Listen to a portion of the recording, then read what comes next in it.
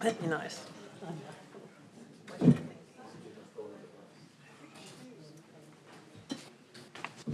now call this meeting to order. Tonight's invocation will be led by Father Mark Crawford of Good Shepherd Episcopal Church. If you wouldn't mind remaining standing after Mark preaches, and we will say the pledges. Let us pray. Almighty God, our Heavenly Father, send down upon those who hold office in the city of Friendswood the spirit of wisdom, charity, and justice, that with steadfast purpose they may faithfully serve in their offices to promote the well-being of all people and citizens of this community. We also ask for your guidance in the deliberations of tonight's meeting, that all may be conducted with patience and mutual respect. We also give you thanks for our recent city election and for those who offered themselves as candidates for office. We thank you for their willingness to serve, and we ask for your guidance on those who have been elected, that they may also serve faithfully the people of this city in the next term of office. All this we ask in your holy name. Amen.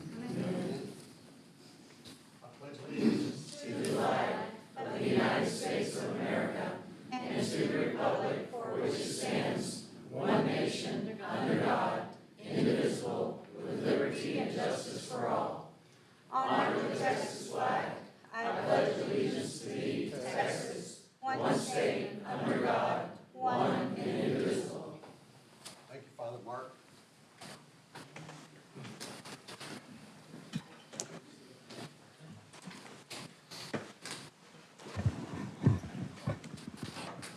Okay, item 4, council comments. And before I even open this up, thank you, Assistant City Manager Letty Brish, for filling in for our city secretary today. So appreciate other duties as assigned. Yes, and we're glad to have you back.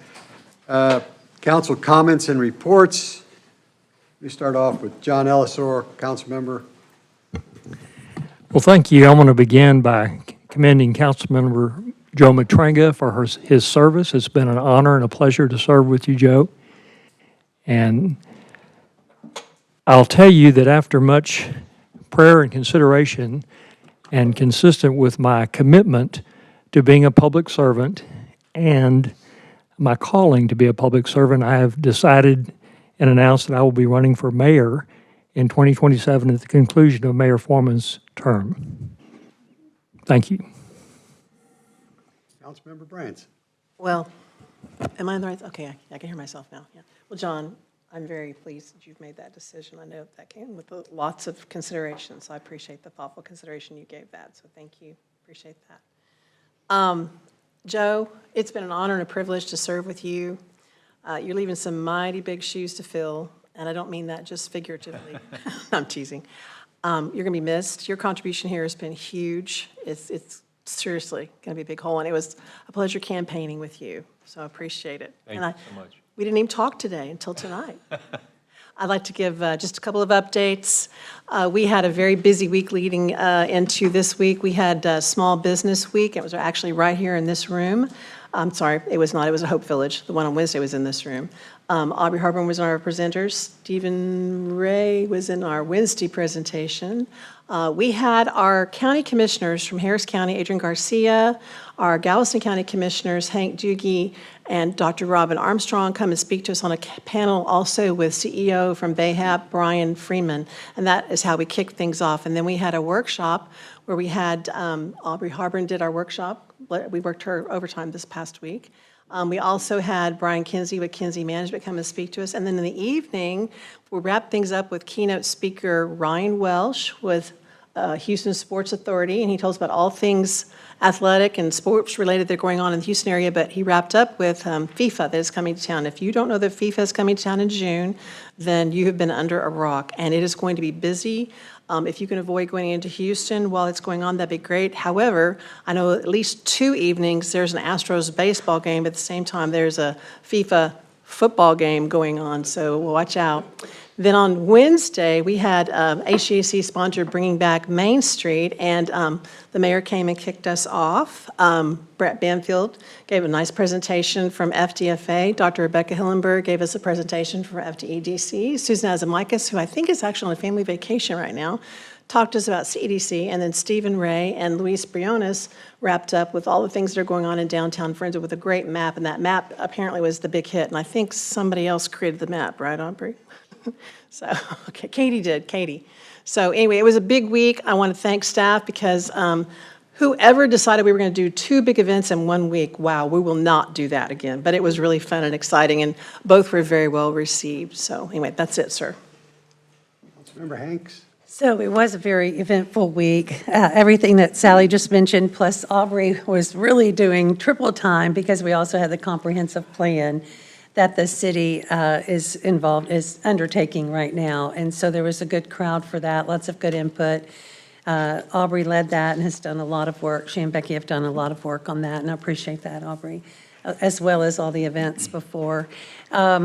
This is this is May, and school will be out, so I'm going to remind everybody those e-bikers will be out on the streets and the little scooters or whatever they're called, the skateboards, electronic skateboards, all that stuff. So in just a few weeks, there won't be as much traffic on 518 and 528 and other places, but there will be a lot more kids. And so I'm really thankful to the teachers and everybody that had a great year. Wish that Westwood would have passed, but, sorry about that. But congratulations to Sally, and thank you for being willing to serve. 12 years is a long time of someone's life. I think 8 or 9 years is a long time of someone's life to give, but I appreciate it. And you have to be very courageous to run for office these days. I think it's worse as we go on, but with social media and all this stuff. But Joe, it has been an honor and a privilege. I've known you for 30 plus years. Our daughters were best friends. And so I knew you as a father of my daughter's best friend. But, and I knew that you were a very smart man from what you did for a living. And I knew that you volunteered a lot and you were involved in the community. But to see how you've contributed the last 3 years, it was as if you'd been doing this job forever. And you knew so much, and what you didn't know, you studied really hard, and you sought input from whatever source was needed. And you and I didn't always agree. Sometimes we would go back and forth, and I really appreciated that. I appreciated your perspective on things and your commitment to this community, and we'll miss you. Welcome to Randy when he gets sworn in next week, and thank you. It is an honor to serve. Thank you, Joe. Thank you, Trish. I'll go next. Take the brave move. Hey, I thank you for mentioning FDEDC. Sally, I noticed we have some board members in the room, Dr. Rebecca Hillenberg, Bubba Johnson, Dr. Ron Cox, all in the room. Thank you all for serving and continuing to serve.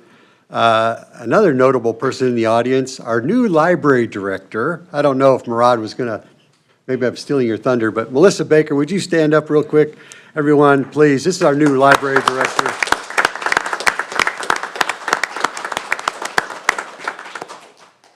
Yeah, you might want to sit further in the back next time, out of my line of sight. But no, we're glad to have you here, Melissa. Before I get on to more serious things, I want to remind everybody what tomorrow is. May the 5th, of course, is National Astronaut Day. Okay. You'll drink to that? Well, May 5th, 1961 was the day Alan Shepard launched into space, and I always joke that, yeah, he probably came back from that and had a margarita. But anyway, it is National Astronaut Day tomorrow, so if you care.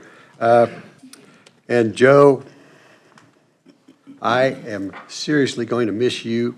I've had the pleasure of serving up here for 10 years. So I've been with a lot of different council members, and you are the most thoughtful, you are the most well-prepared, you are the most educated on the topics of anyone that I've ever served with up here. You do have big shoes to fill. It's going to be tough.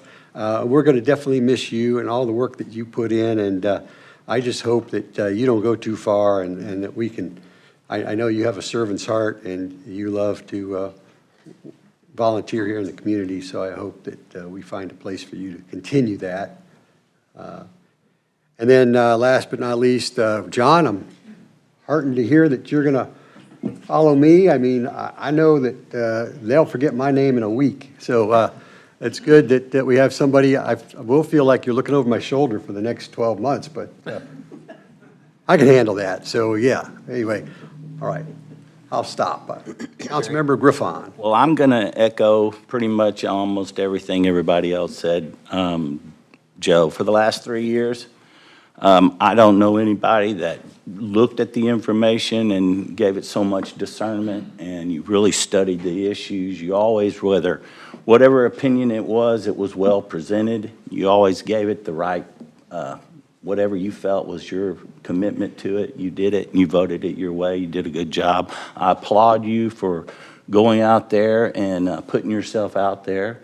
This can be a thankless job. We're volunteers up here. We're all volunteers, and sometimes some of the rhetoric that flies around is divisive, and it can hurt people and hurt people's feelings. I hope that somehow this community can pull themselves together and have the heart to come together and be a one in a lifetime community like we've always been.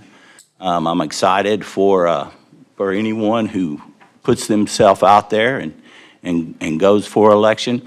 Actually, I have a speech from Theodore Roosevelt, and I wasn't going to say anything, but since I'm thinking about it, Theodore Roosevelt once said, "It's not the critics who count, not the man who points out how the strong man stumbles, but where the doer of deeds could have done them better. The credit belongs to the man who is actually in the arena, whose face is marred by dust and sweat and blood, and who at best knows in the end the triumphs of high achievement, and who, if he fails, at least fails while daring greatly, so that his place shall never be with those cold and timid souls who know neither victory nor defeat." And you've done both, and you've done a great job, and I enjoyed serving with you. Thank you, sir. I'm going to skip over Joe, Councilmember Ross. Well, you're up. Excuse me. So thank you so much to Sally, Joe, Shauna, Randy, for all taking the time and putting in the effort for running for office. Because, as they just mentioned, that is some of the bravest things that a human being can do in a society, is put themselves out in front of everybody else for critique and for the critics. And every one of you, I think, did it admirably.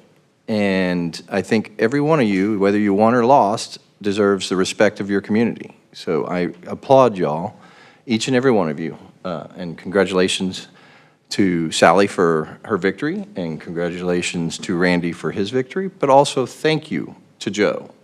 Joe has served for 3 years, as he mentioned. It might have been longer, but at the same time, he has put, as everybody said, a tremendous amount of effort. As I sat next to Joe at the polls last year, and we had many spirited conversations, he was educated on each of the topics, and we had great debates about them, and I appreciate that. And I think that's what's really important in a city council and any governance body, is to have differences of opinion and to be able to convey them cordially and respectfully. And Joe has always done that, so thank you, Joe. Councilmember Matranga. Thank you, Mayor. Good evening, everybody. Thank y'all all for being here this evening. Robert, you know, that's amazing that you recited that whole thing. That's Just awesome. called you old. I mean, I'm gonna actually, you know, and read this because I couldn't remember that much. So well done. I'm impressed. I agree. Seriously. This is my last city council meeting as a council member. I have a long list of things to say and people to thank. But luckily for all of you, and with a lot of 3 years of coaching from Mike, I'm not going to do that. I'm going to cut it short. My short list is this. I believe that Friendswood is a special place to call home. I've lived here over 50 years, and between serving on planning and zoning and city council, I've dedicated over 8 years to keeping Friendswood a great place to live, work, and raise families. We have an amazing city staff that quietly and effectively keeps our city running every hour of every day. They've dedicated their energy and their careers to serving us, its residents. I want to thank everyone that works in the city, works at city staff, the fire department, the police department, and EMS, because these are our unsung heroes at times, because they're always there and they're always looking out for us. When we're home and during storms and bundled in with family or relocated, they're there still watching out for us. So they've provided, I want to thank them for all of the dedication that they've shown in making Friendswood better for all of us. Thank you to my fellow council members. Your guidance and your friendship is some of the most important things I'll take away from this position. It's been a true honor representing our residents on City Council for the last 3 years. The last thing I want to say is I want to thank my wife, Paula. She has been with me this entire time, all the missed meetings and events and all the late nights. She's been there through all of it, and without her support, I couldn't have done the job nearly as effectively as has been recounted here this evening. I plan to go out, quite honestly, the same way that I came in to this chair, as a prepared, thoughtful, and independent voice. So Mike, let's get to it.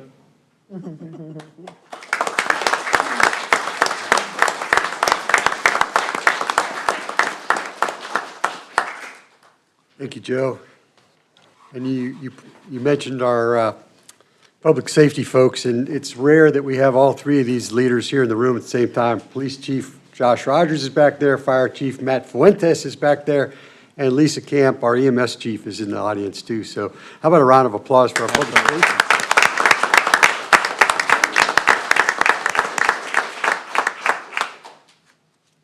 See, Melissa, it's eye line. You don't want to get in the eye line because,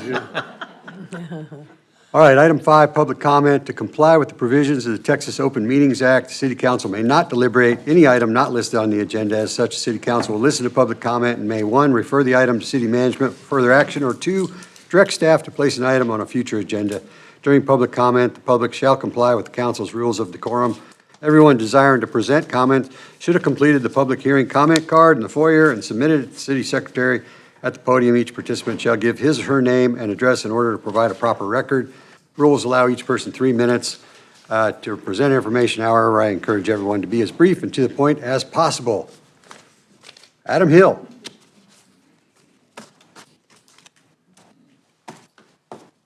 Adam Hill, 812 Briar Meadow. Congratulations, Sally, for your win. Joe, I think you've done a great job. I really appreciate all you do, and I hope you'll continue your public services. I know you will. You're built that way. So about a year ago, we were awarded the Klein contract. Trey had told me a couple weeks ago, a guy asked him, he said, when Adam went there in '79, did he look around and say, one day I'm going to own this thing? It worked out. But we went into contract, we closed on it, and we developed it, and on the consent, y'all will accept it today, and I appreciate that. I appreciate Aubrey and Becky, she's not here, tell her. Mo, Stephen, let him know. Hill and Stephen, the engineering department, it was a big project. There was this thing in Sterling Creek, we were master planned. We didn't have neighbors. We just kept going. This thing was looked at across the board, at everybody impacted around it, which was a lot. And the city really did a really good job of considering way in the future of drainage and just everybody being okay. We did hit a few internet lines and bought a few of the little portable ones to keep people happy. But we're going to have 24 homes. Lots will be from 12,000 feet up to 3/4 of an acre. I think it's going to be about $40 million worth of Sterling houses. I'm going to build every one of them. They're all going to be different. But I'm really proud of it. I appreciate everything that everybody has done. The Drainage District worked very well with us to get it done. And with a little luck, we'll start houses next month. Thank you all. Thank you, sir. Dave Yelovic.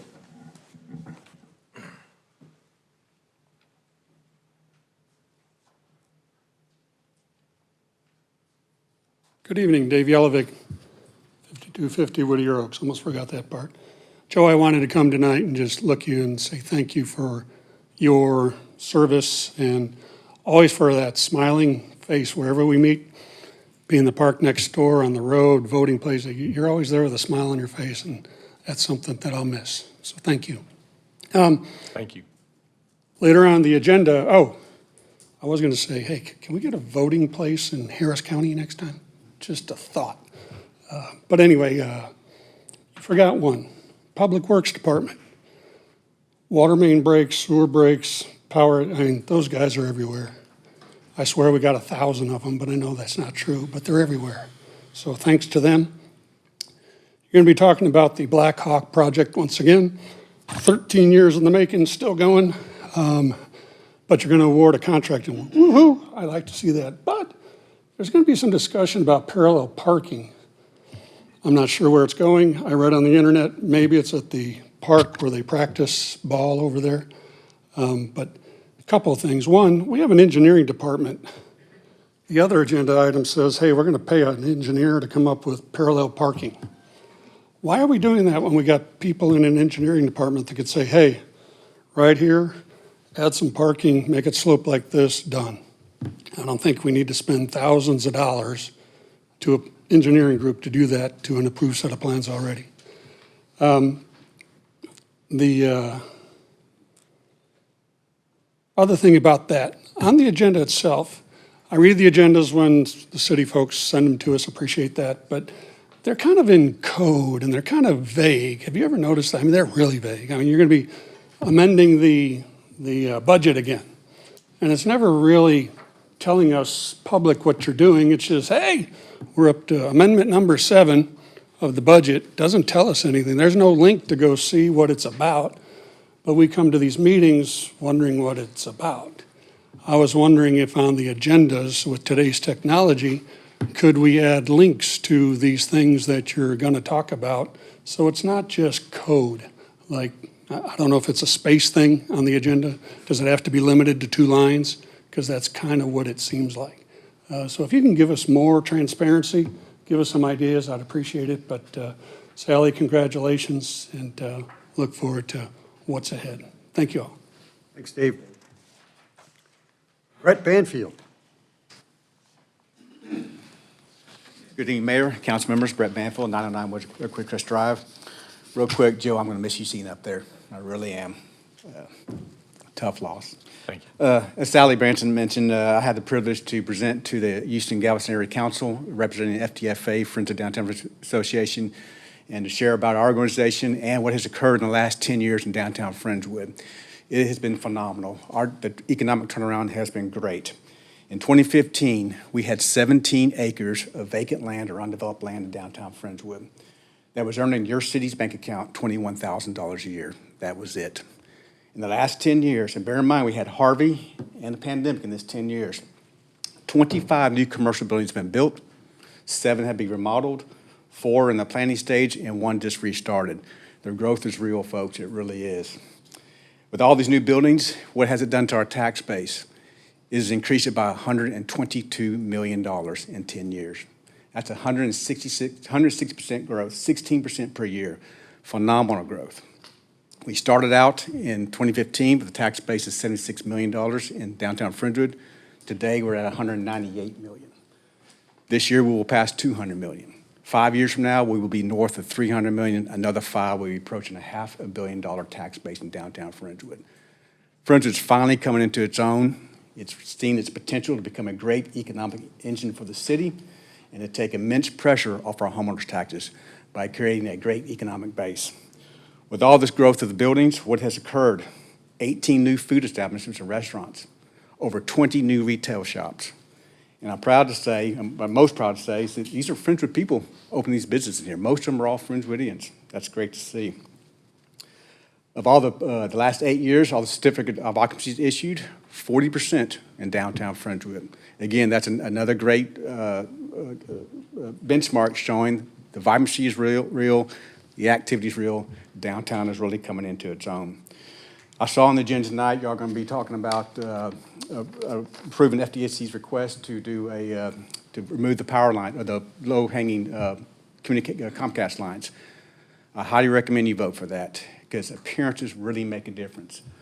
I've told this story many times, I'm not going to tell it again, but 26 years ago, we almost lost a loan in downtown Friendswood, a $3 million loan, because the lender came into our city, and he saw our downtown, and he said, I'm killing the loan because I don't do loans in low-income cities.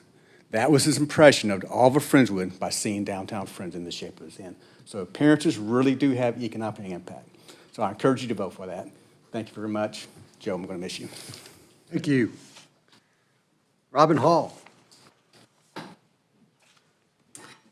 Robin Hall, 3016 Bridle Path. I just wanted to take a moment to recognize and thank Joe Matrenga for his service to our city over the last 3 years. Joe has been a part of our community for more than 50 years. He raised his family here, built his life here, and has consistently given back his time and talents back to our city to make it better. His commitment didn't just start with city council. It's been years in the making. Joe has quietly and consistently been showing up for the community in so many ways, including planning and zoning, being a member of it and chairing it, Rotary, 4th of July, Friendswood Animal Control, Friendswood Animal Advocates, Starlight Outreach, Three Little Pitties being on the board, Friendswood Animal Needs, Friendswood Historical Society, Friendswood Downtown Friends of Association through Farm and Vine, the Education Foundation through the Gala and Grants, High School Academic Decathlon helping students with their preparation, a judge for the Science Fair, Little League Parade Judge, Keep Friendswood Beautiful Spring Sparkle and Fall Holiday, the Heritage Gardeners, and so many, many more that I'm sure I didn't hit them all. Joe has always been the kind of person who doesn't just talk about community, he shows up for it. We lost a strong and steady voice on city council, and that matters. But if I know Joe at all, this isn't the end, it's just a shift. He will continue to serve and continue to give back and continue to be an integral part of our community. Thank you, Joe, for everything you've done and continue to do for us. Thank you so much. Thanks, Robin.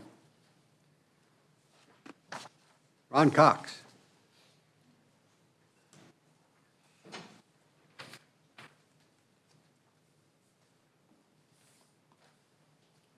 I'm Ron Cox at 555 North Friendswood Drive, apartment 1202 in Friendswood, Texas. It's great not, and sometimes I can say it's great not to be a homeowner. I come here excited to be here for this agenda item, but before I do that, I want to add my thanks to Joe for all of the hard work that you've done. Never having missed a meeting in all that period of time is amazing. That's probably better than Rotary Club. And I appreciate your work there, and Sally, your work as well. And you know, this will change the governance personality, the new member on. But the one thing that I can count on for all of you is a professionalism in the work that you do, and encourage you to continue to communicate well with each other as you adjust to the new governance structure that you have. I don't come to the council meetings very often, but I did want to come tonight, and we have Bubba Johnson and Rebecca Hillenberg, and maybe, did Paul come in? Paul did not come in, but we were going to have several of the board members for the FDEDC board to come and encourage your commitment to the items 15I and J, the ones that Brett talked about. I think it's a real important milestone for us. The FDDC has been very careful to plan, to spend its money, to spend the taxpayers' money in a very consistent and deliberate way in order to be helpful to the downtown as whole. And I'm glad to follow Brett because, you know, the FDDC will just take it, will take credit for all of that. Not really, not really. But we are a part of that process, the FDEDC, and the use of that 1/8 cent sales tax. Bubba indicated to me just a few minutes ago, reminded me that if you go spend $100, 12.5 cents of that $100 comes back into, of the sales tax, comes back into the city for the downtown. We did a plan with Lauren Griffith's Associates, and because of that plan, all of the traffic signals were done, all of the sidewalks were done because of that plan at the state's expense. We then did the streetlights, and I was thinking about the streetlights on the way up here. They were originally going to be on the just behind the curb in front of the sidewalk until TxDOT changed our minds on that. And so when they went to the back of the curb, it accentuated the power lines. It accentuated the wires that are down low on the streets, on the poles. The TNP wires up at the top are beyond our reach, not only physically but financially. It'd just be prohibitive to pay for the relocation of those. But after a lot of conversation, the lines below that are owned and operated by Comcast and AT&T and Verizon to a small degree, are reachable financially to get those removed.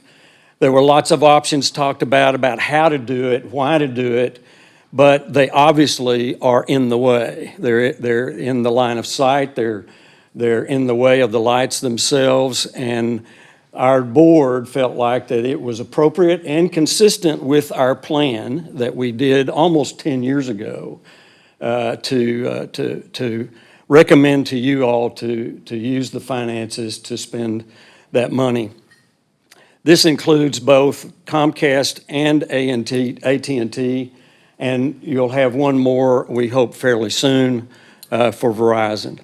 I appreciate all of the board members. I mentioned several there, but I didn't mention Chris Richardson, Trey Hill, and Scott McKenzie. We've appreciated the work that Stephen Ray has done as our staff member and and Aubrey as well every time we meet. And Sally is our esteemed liaison, is never absent. But encourage you to approve this. I think it's a great milestone for our community and a great milestone for the Development Corporation as well. Thank you. Ron. Chris Johnson. I think I'd put mine in for the public hearing on items 10A and 10B, Mayor, but I'm happy to do it now if you would like. All right. I'll wait my turn. Wait your turn. Thank you. I didn't see the check mark. That's my fault. Okay. Item 6, committees or special reports. Tonight, we're going to receive the Animal Shelter Advisory Committee annual report. They submitted their report in writing to us. It's in our backup material, and I will formally accept that report. Thank you to all our members of the Animal Shelter Advisory Committee. Mayor, could I say something about that report? Go. I just wanted to put on, this is a to-do, something I didn't get to this year so far, and that is our animal services, our animal ordinances have not been updated since 2002. And some of the cities around us have updated their animal ordinances, you know, for care. And I think it's time that those get a hard look at. Somebody needs to review those, pull those out, and just see where we stand. Others have updated theirs, we haven't. So, you know, over that period of time, I think it's just time to do that. And I just pass that along for you all to consider that. Noted. Thank you, Joe. Hey, work session topics. Item 7A, discuss possible amendments to the City of Friendswood sign ordinance. Introductory comments by council members Michael Ross and Robert Griffon. City Manager Murad Kabiri will provide comments. Well, what I wanted to do with this workshop is, for the entire time that I've been on council, I don't recall us ever visiting the ordinances on signs. And I just thought it would be a good idea if we knocked around what we would like to see in the future as we move forward with Friendswood and Friendswood Downtown, what we would like to see as far as signages go. There was a sign that we approved last month that, in my mind's eye and my vision, I did not see it being as big as it is and as obtrusive as it is. That's my fault. I blame only myself for not doing enough due diligence on that. But it is a huge sign, and I thought it would be quite a bit smaller, and there's absolutely nothing we can do about it. But I just wanted, moving forward, for us to all consider what kind of signage, whether it's illuminated or not, whether it's going to have the ability to illuminate the advertisements and that sort of thing. I just wanted to have an opportunity for us to discuss those sign ordinances, because I certainly don't mind the small 4-foot signs like at Friendswood Friends Church. Tells you when our service is starting, and Gilbreth Advertising, it's fairly small, it's not really obtrusive, and then when I see what we approved last, I'm beating myself up over it actually, because that was my fault, and that's kind of where I'm at, and wanted to discuss that with you all, just to see what y'all's thoughts are as far as signs moving forward. Councilmember Ross, introductory comments? So Robert wants to be more global. I want to be more along the large format billboard type signs. But I'm happy to discuss the rest of it as well. I think he used the right word. He used the word obtrusive. The billboard that I voted on is obtrusive. It was my fault. It was up to me to pay attention to the language in the document that was very clear that this billboard was going to get moved a quarter mile away from its current location, where it was a bit obfuscated and hiding amongst buildings, so just the general clutter of the buildings made it less noticeable. But the new billboard is 40 by 12, I think, roughly, or at least that's, I think, what the other one scaled off to. And it will be lit, and everybody that comes into Friendswood will see it along 528. It is obtrusive. And I think that it's very important for us to not lightly make mistakes like I did in approving the relocation of that billboard. So my components I'd like to discuss would fall along the lines of making that a zoning change to be able to move the location of a billboard of that nature, because I would like the land underneath it zoned for billboards. That way it hits multiple people, lots of public comment opportunities, and then likewise I also want to have a discussion this evening about the luminescence of the billboard, especially in the evenings. There's one item in our current ordinance that relates to Candlefoot, which is more about light spilling over into the adjacent property, but also there's a technical term in the world of billboards. It's NITS, N-I-T-S, and so we don't currently have a specific component of what the allowed nits would be at night, so that's how bright it is to your eye as you're driving down the road. And I'm of the opinion it should be limited to 150 nits, so it's not distracting drivers as they come down that highway. So a common theme in all of this is communication.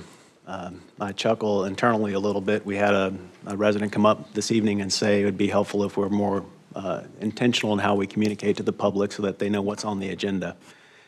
When we post the agenda, we also post the packet, and there's a link on our website that gives you the backup material. Similar to this discussion, there was quite a bit of communication at this dais, as well as in the agenda prep meetings, to educate council as to what's being discussed. At the end of the day, we can adopt adjustments to our ordinance to make it more restrictive. Everything that's included in there is based on TxDOT's regulations, but if y'all want to establish a higher threshold, by all means, we can do that. As Councilmember Raffon had mentioned, the ship has already sailed on this particular billboard, so anything that you adopt tonight won't impact the current billboard that just got erected. It's considered vested at this day and time. The city's motivation in changing the ordinance to allow for this was started back in 2017. So council adopted an ordinance back then to allow for the conversion of existing static billboards with these electronic ones. One, namely at the request of the billboard owners, but two, also at the request of staff to be able to do more community service, public service announcements, so that we have another mechanism by which to communicate with the public and educate folks on what's happening. If council wants to discuss changes to the rules, by all means, I am open to adopting whatever, or enforcing whatever this body adopts. I just caution you that I can't guarantee that we're going to achieve anything with this current billboard that's going to appease the homeowners out there. I am going to go to their HOA meeting. I am offering an opportunity to add some vegetative screening in their park facility to help offset the direct impact to those homeowners. But we're going to be fairly limited to what we can do. Seems like when we voted on this new billboard is smaller than the static one that it replaced. So when we voted on it, we said it has to be a one-to-one replacement. It has to be within a certain distance, as approved by the Texas Department of Transportation, because they're the agency that issues the permits for these things. And it must comply with the regulations relative to illumination and frequency of changing copy. This particular billboard is not taller than the other one. It's not larger than the other one. In fact, it's right about the same size as the other one. Because it's a new billboard and at a new location, it looks different. Over time, folks become, Councilmember Ross mentioned it, I can't even pronounce the word, but Obfuscated? yes. Obfuscated? Yes, but over time, you become blind to those things because you're used to it. And I think, if I recall, the reason he didn't keep it in the same location was because he had to comply with new hurricane standards, and he couldn't put the support structure at that old site. With the overhead power lines within close proximity of that particular site, yes. Kind of necessitated him, if he wanted to change this out, to move it, and he complied with the rules and kept it within the certain distance. Yeah, I just hate that it got moved right across the street from the community church in our new city center that's going in there. I just think it's going to be an eyesore for the people that we're trying to attract. And we're trying to attract right now retail, and I think we're going to get, I know of at least one building that's about ready to get going.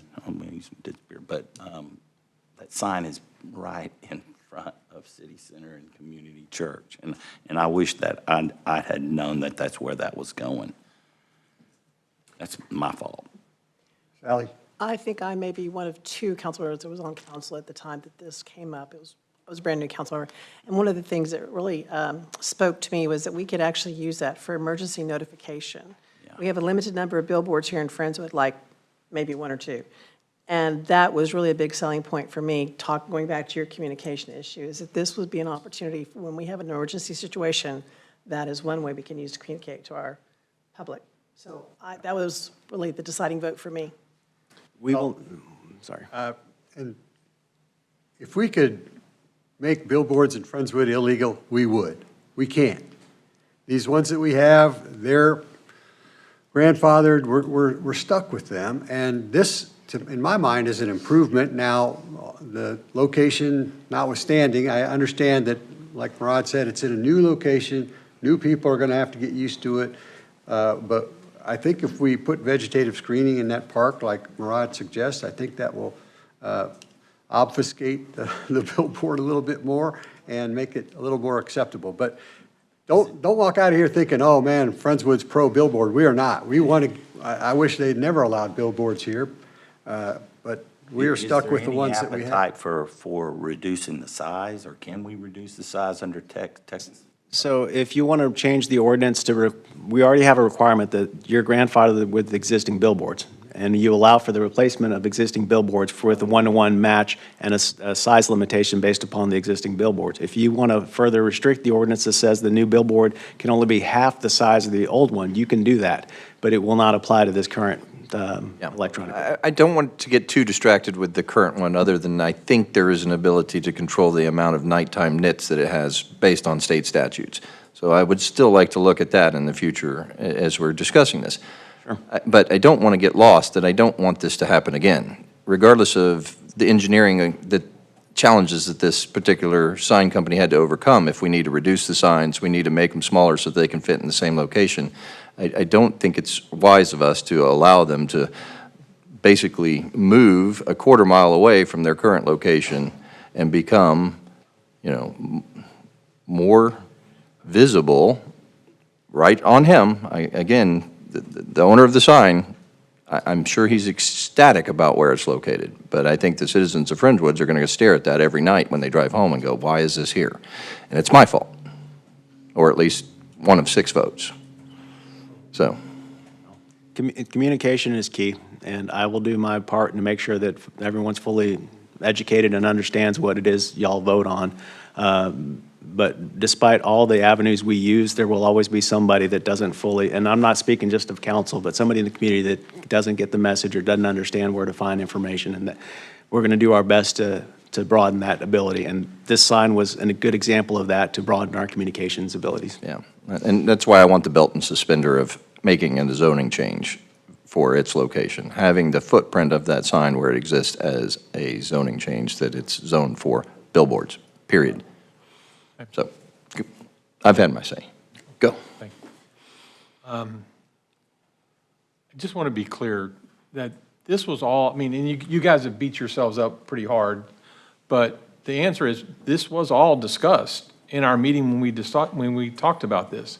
We knew it was moving. We knew why it was moving. We knew it was going to be the same exact size. We knew the state regulations were there, which does have a requirement, and I'm sure you know, because you're thorough, I'm sure you've read it, but that at nighttime, or any kind of change, whether it's night, day, or any kind of ambient light, as that ambient light goes down, it has to reduce its luminescence, its nits, accordingly. That's a state requirement.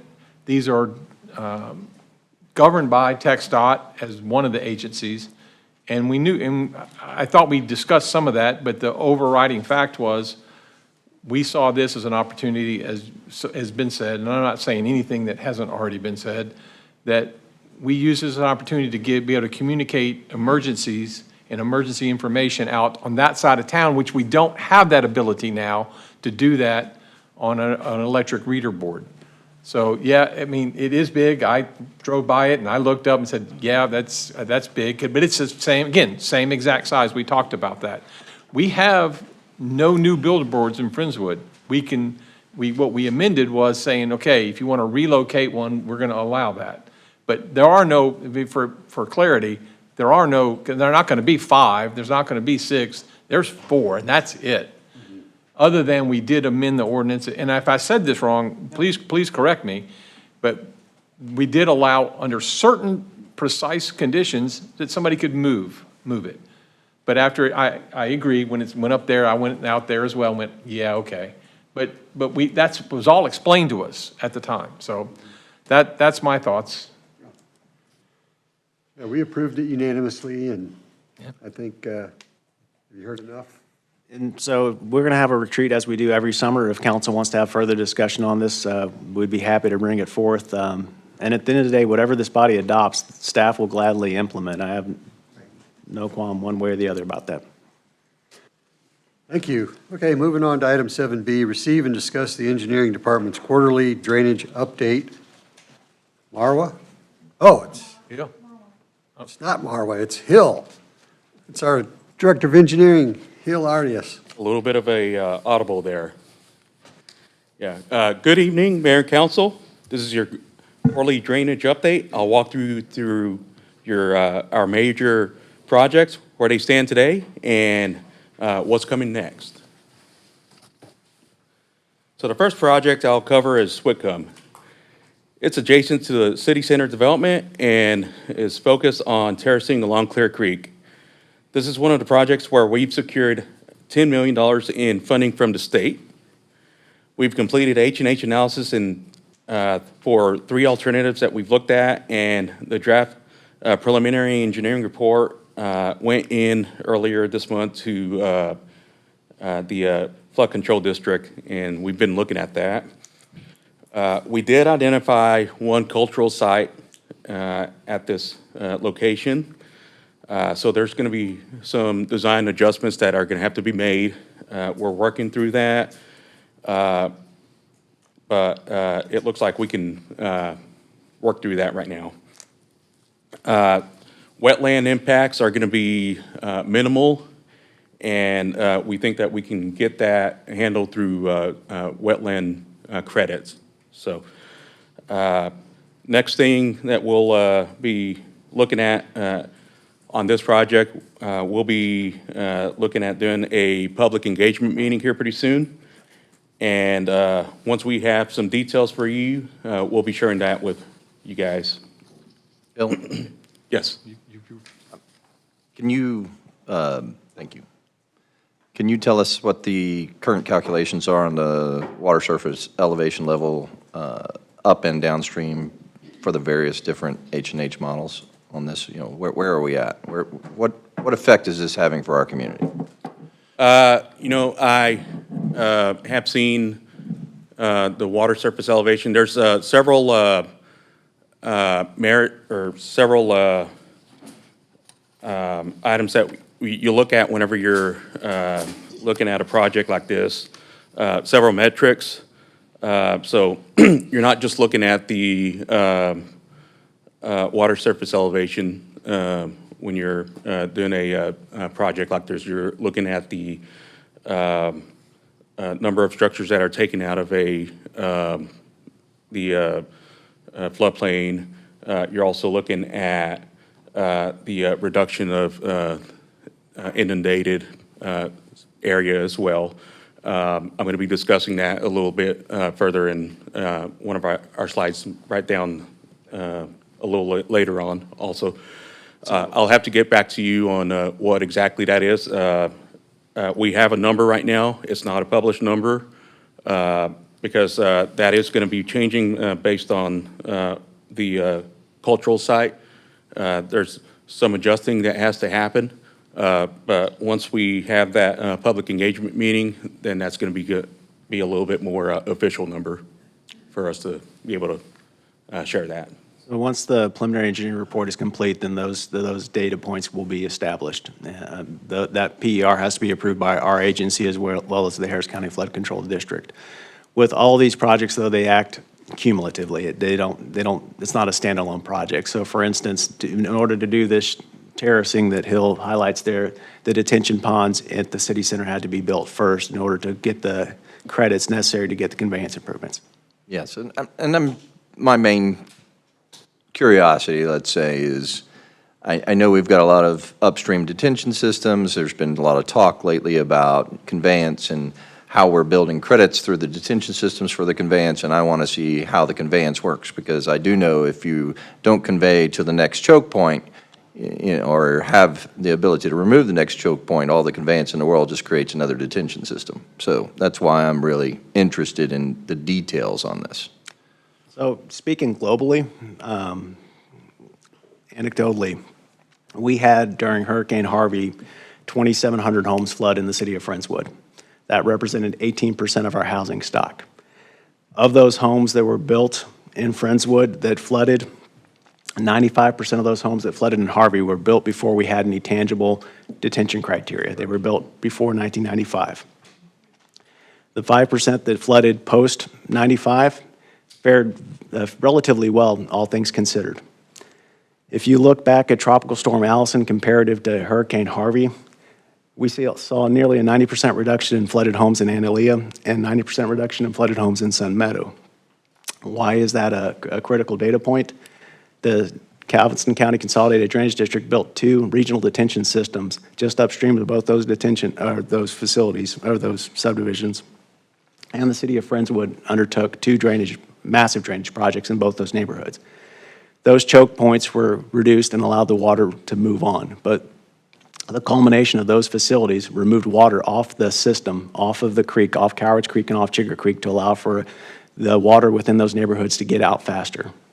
So a lot of this stuff, even though it does move it down to another particular point, in doing these improvements, we're able to see reductions in water surface elevation at that Yeah, and I get it, because those are local detention systems that are basically mitigating for past improvements. I know how this has worked. I'm in the business. I get there was a lot of development that's occurred in the past that didn't have any detention systems compensating for the offsite or the flow off those properties. So the GCCDD did a great job of putting those in place. What I'm looking at today is the methodology of the impoundment of the water upstream and also the downstream improvements to get the water out, because we could build all the detention systems in the world, but if we have another Harvey, we know that's not going to work.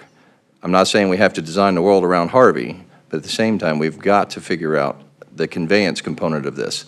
I've looked at the 2019 study that Rice did. I've seen that they recommended several of the bridges be raised, but that goes back to how much water are we putting down on our neighbors? What is our downstream impact? Are we having a negative impact on them? So I get it. I just want to see more detail behind it and how we're working through this process, because I live and breathe this. This is all I'm going to care about as a council member for the rest of my tenure, whatever it is, because I flooded, and I don't want anybody else, if we can avoid it, to have to go through that. So part of that will be accomplished with our master drainage plan that you're going to get the results later on this summer. That includes an entire H&H model for the city as a whole that's been calibrated to Harvey and calibrated to prior storms. But we can only spend our bond dollars within the city of Friendswood. So even though we would like to, I would love the creek to be widened and all the way out to Clear Lake and to Galveston Bay, but we can't control that. We can only spend dollars here. Now, we can work with neighboring partners in League City with Harris County Flood Control District and everybody else on regional solutions, but the dollars that we have to spend are going to be limited to the Friendswood area. Well, and I get it. We've spent them all. All $41 million are accounted for at this point, correct? And for to total $120 million worth of projects. And I get it. And I want to see the math on what it's done for us. We can show every bit of that to you. So the projects that are further refined, we can give you the data points. As the PER is completed with this, we can give you the data points associated therein. Yeah. Thank you. My question is so much easier, so much easier. What's the cultural site identified?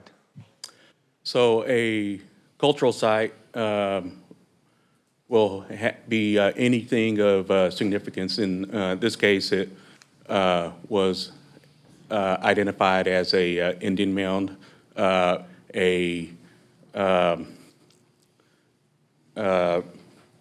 site where along Clear Creek where there was evidence of a prehistoric encampment. They found some pottery, some shards of pottery, and it had some fire marks on it, and it was pretty obvious that there was an encampment there at one point, and there was some other evidence like that that was there. So, And you're going around that site. You're going to protect that site from... that is one option. Or there's two options. You can move it, and or you can work around it. So we need to look to see what the options are, what the pros and cons are for either. Good now, thank you. There's a cost associated with working around it in terms of a reduced benefit. There's also a cost of relocating and preserving it. So we have to weigh those costs based upon what available dollars we have and come up with the best solution. Well, Hill, I'm just, I'm glad to see that we're getting a terracing project going. I know from Fort Bend County all the way to the Gulf, you have to get no negative impact certification, which very smart engineers get together and we hold each other accountable to no negative impact certifications. And it's hard to tell one side, well, this mosquito pond's no good, and when both sides are actually right. The fact of the matter is 1 acre of detention holds 325,851 gallons of water. When I first came on and started working with this drainage, we were just finishing up the South Belt, well, phase 2 of the South Belt detention basin. It's over 1,700 acre feet, over 505 million gallons of water is held, and it was engineered and designed by people like Daniel Scott Engineering, and they work perfectly. They work perfectly up to the extent that they are designed to work. And I'm going to preface this by the Atlas 14 maps, for those that are concerned about development, increased the floodway. Now we're moving towards MapNICS. That is also going to increase the floodway where development will be limited. But the fact of the matter is, you do these detention basins, inline detention, and so you can finally get to where you're conveying water out of your systems. And yes, they are only designed to what absolutely they're perfectly designed to do, and then they're defeated. And then once they're defeated, people have been talking about regional and stuff. Well, we have the San Jacinto Region 6 that are trying to get WRDA funding. They're trying to get huge projects to go into the lake. I've been watching this for 8 or 9 years now, and these things are coming together. They all need to be done. I don't know about everybody else. I'm an all of the above supporter of everything flooding. I want to convey, but I also know I've got to watch what Fort Bend County does up the creek, and League City's watching what we're doing. We use these tools, and we have to use these tools to comply with everybody else. Because if we don't, League City's going to be mad at us, and we're going to be mad at Harris County. So both sides are right, and both sides are wrong. You don't do just one. You have to do it all. And maybe eventually, if we can lower the lake 3 feet and we can expand that capability to take that and shoot them out the sides of byways and pump stations, that's going to be huge. We may be able to fill up all of these detention ponds and build on them and put more ad valorem taxes on them. But until then, we have to use the tools that we have. Both sides are right. And I'm finally glad to see that we've mitigated for what we've had to mitigate, got our no negative impact certifications, which we're working on right now, so that we can actually convey water. I've been wanting to convey water for 8 years. So I'm really excited about the Whitcomb Terracing stormwater detention, and it's terracing. That study that was mentioned, the best thing that you can do is clear the water, all the land and everything around our creeks back to wherever your easements are. And you know what? That's going to convey water. But a Harvey is a 1 in 8,000 year event. And people say, well, Robert, we're fine on 1 to 100 year, fine to 1 to 200 years. But actually, that 100 year flood event with Atlas 15, Atlas 14 is really the old 500-year event. And you're right, we don't have a problem with that because our engineers have designed it so that it won't flood us. But when you have a Harvey event, we're all in trouble. And that's when the big stuff, and Region 6 is working on it. We've got Baytran. They're reaching out for big dollars. That's the dollars that we've got to get into hundreds and hundreds and hundreds of millions of dollars for Ike Dike and the pump stations and that sort of thing. But we can do what we can do locally, and I'm really kind of excited to see us actually doing some terracing. And I'm glad that we're cleaning every stick, everything out of the creek, de-snag it, clean it out, because that's what scared the Rice study and the Obedient study more than anything was our ability to clean our floodways to where there's nothing holding it back. That's conveyance, because once it goes over the high water mark, it's all a river. So if we don't have anything holding that back, it's going no matter what, and there's nothing we can do about it. But these are wonderful tools. We're using them. We know what an acre foot is. We had 505 million gallons held back in the South Belt detention basins. That's a good thing, but we got a lot of work to do. We got a lot more work to do, and I'm here to help as much as I can, but both sides are right and both sides are wrong. So we just need to do all of the above, and that's my opinion. So, point of clarification, you are correct. We've done a lot, but there's still a lot left to be done. There will always be a lot left to be done. Yeah. This is not our first shelving or terracing project, though. No, So it's at the confluence of Mary's Creek and Clear Creek, that was the first. Harold Whitaker Inline Detention Basin, that was a big project. We moved a ton of dirt out of there. I love that. I love that job. I was here. Yes. Another one that we're going to do eventually, once we get the necessary partners in place, is at the confluence of Cowards Creek and Clear Creek, over there at the old Deepwood site. We just recently demolished our old Public Works facility, and we have now land to do a larger scale project. You're going to That's see. all been cleared. Correct. It looks great over there. But we're going to make it even better. We're going to do some more shelving here at Bay Area Boulevard and Clear Creek, just on the other side of this bridge here at this location.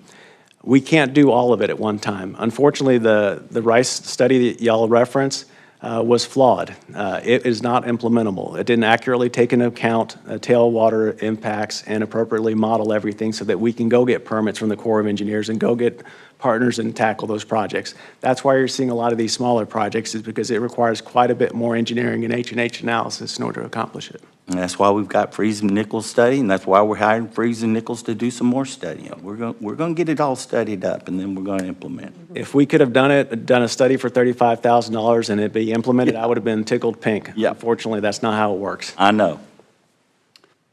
Hill, can you get that Freeze and Nichols study put up on the city website, the original first study? Yes. From the Lower Clear Creek. Lower we Clear can, Creek Dickinson. we can get you a link Yeah. put up, so. Because I think that's important for our citizens to be able to access that, to see where the bus is being driven. Correct. And thank you for your comments. And to add to what you were saying, this is a terracing project right here, and I wanted to add that the detention for this project is coming from the city center detention basins. Those are pretty well complete. I do know enough about the terracing from the preliminary engineering that we do have a project here that is going to cause no adverse impact. So we do have a project and it's viable. So I'm going to move on next to another project that's kind of similar to what we've been discussing here. It's a little bit larger in scale. Next is the Bay Area Regional Flood Control Project. This one is located adjacent to the Black Hawk Regional Wastewater Treatment Plant along the Bay Area Boulevard. This is the other project that we have secured $10 million in funding from the state.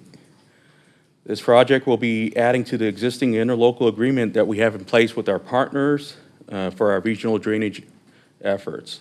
So right now, we're working through an amendment to that agreement and to formally incorporate this project into that agreement. And right now, it's currently under review at Harris County, so we should have that back here in the next couple of weeks, hopefully. The project concept that we're working on is going to include the expansion of an existing pond on that property next to the wastewater treatment plant.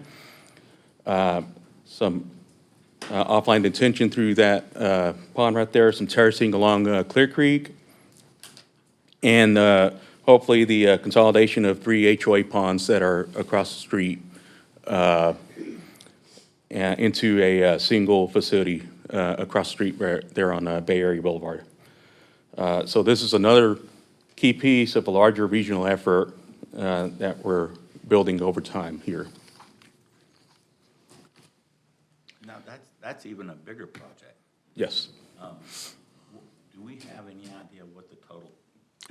idea what the total, cost of what I'm calling the Black Hawk Autumn Creek detention basin? So we're estimating about $23 million worth of effort. However, it's not that the project will cost $23 million, it's that we have $23 million available funding in order to accomplish. So we will go as far as Go out and $23 get million. more funding. Correct.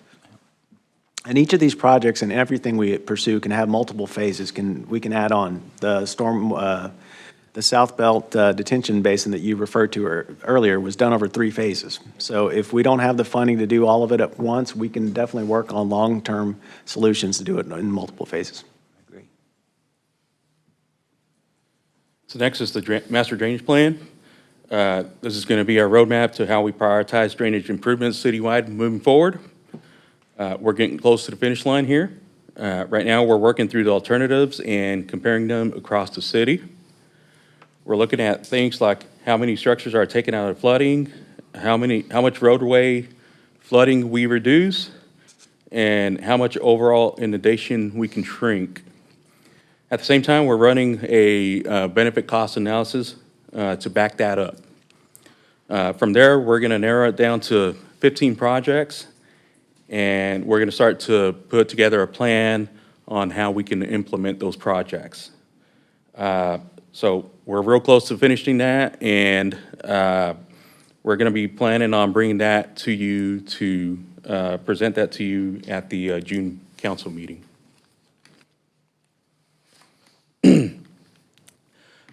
Next, I want to spend a little bit of time on the Friendswood Regional Stormwater Detention Basin. I'm going to give you a real quick update on where we are with the project, and then on the next slide, I'm going to walk you through on why this is an important project.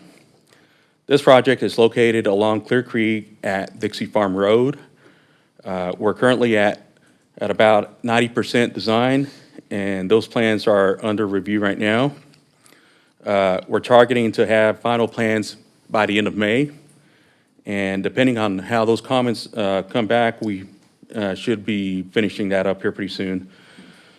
As it stands today, this project is going to provide about 730 acre-feet of detention. So this slide shows what the project delivers. These are the metrics used by Harris County Flood Control District.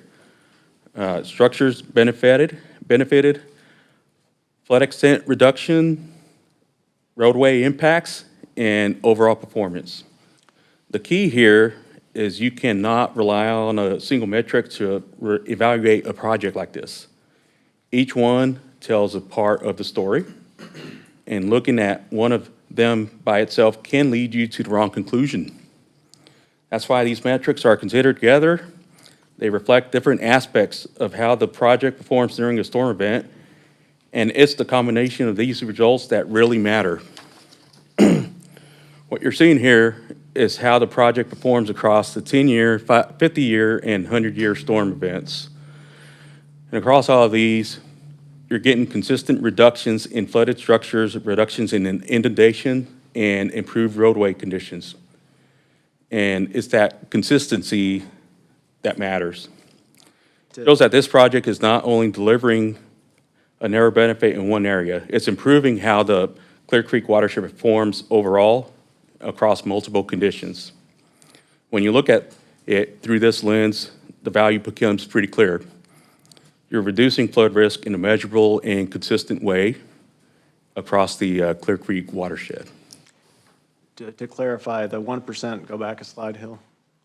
The 1% is the Atlas 14 that was adopted after Hurricane Harvey. With any of these improvements, the greatest impact is obviously localized to that area where the improvements made, and then further downstream, it's dissipated. But that's why we have to continually do more and more of these throughout the entire system in Friendswood to achieve the greatest impact. I've looked at this study as well. One of the things I found was a bit curious, and I was looking for more information on this, was the amount of structures that are removed from the floodplain and where they are located in the system, because that didn't come with this particular 4 or 5 page study. So if you have that, that'd be great to look. So we can give you the whole Yeah. couple 100-page study, and it looks at different benchmarks throughout the entire Clear Creek system in Friendswood. At 2351, if I remember correctly, the water surface elevation dropped at nearly 0.8 feet at some parts of the system.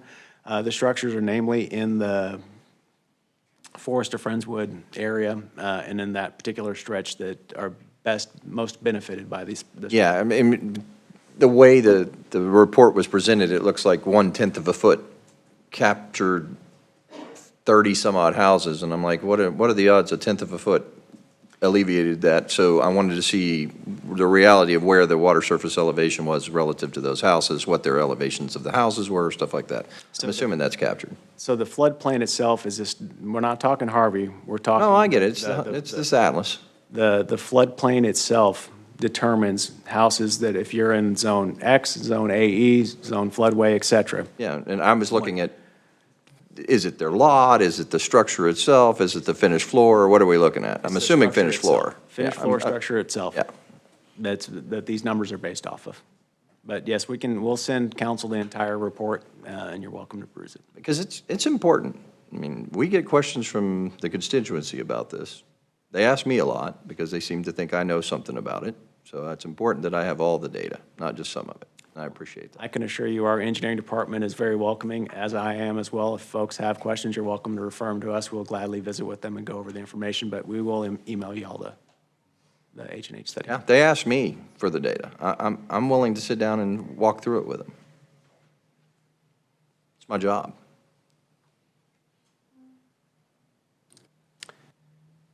So this last slide shows where the 41 million of the city's bond dollars had gone towards and the $120 million overall. If y'all would like, we can add some additional columns to this to show the reduction in floodplain as well as structures on each of these projects. As the studies are completed for you. Right, because they're these are in various cumulative. stages of. I get it. Yeah. Yeah, that's important. I mean, they need to see where that 120 is going and how it's affecting. Correct. Any other questions for Hill? No, awesome. Thank you, Hill. Thank you. Appreciate it. Okay. Item 8, request to vacate an electric easement at 3535 East Parkwood, Brookside Intermediate School. It is now 6:46 PM, and I call to order this public hearing concerning a request to vacate an electric easement of 1.076 acres, being 21.5 feet wide and located along the westerly property line of 3535 FM 528 and extending south to the Harris County Flood Control Ditch as recorded in the Harris County Real Property Records, file number RP 2024-424559, City of Friendswood, Harris County, Texas. Aubrey. Good evening, Mayor and Council. So just to give you a little bit of background on this item, this is a city-initiated process to vacate a 21.5-foot wide electric easement.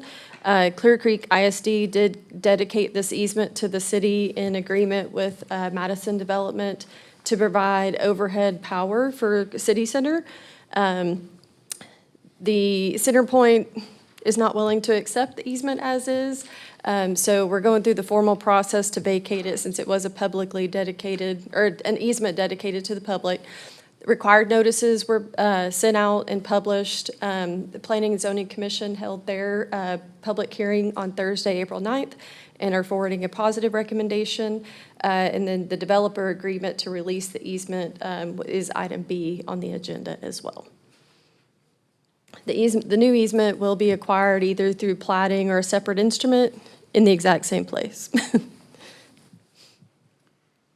Okay, I don't have any cards for this public hearing, so there being no one desiring to speak, I now close this public hearing to vacate an electric easement at 3535 East Parkwood Drive, and we move on to item 8B.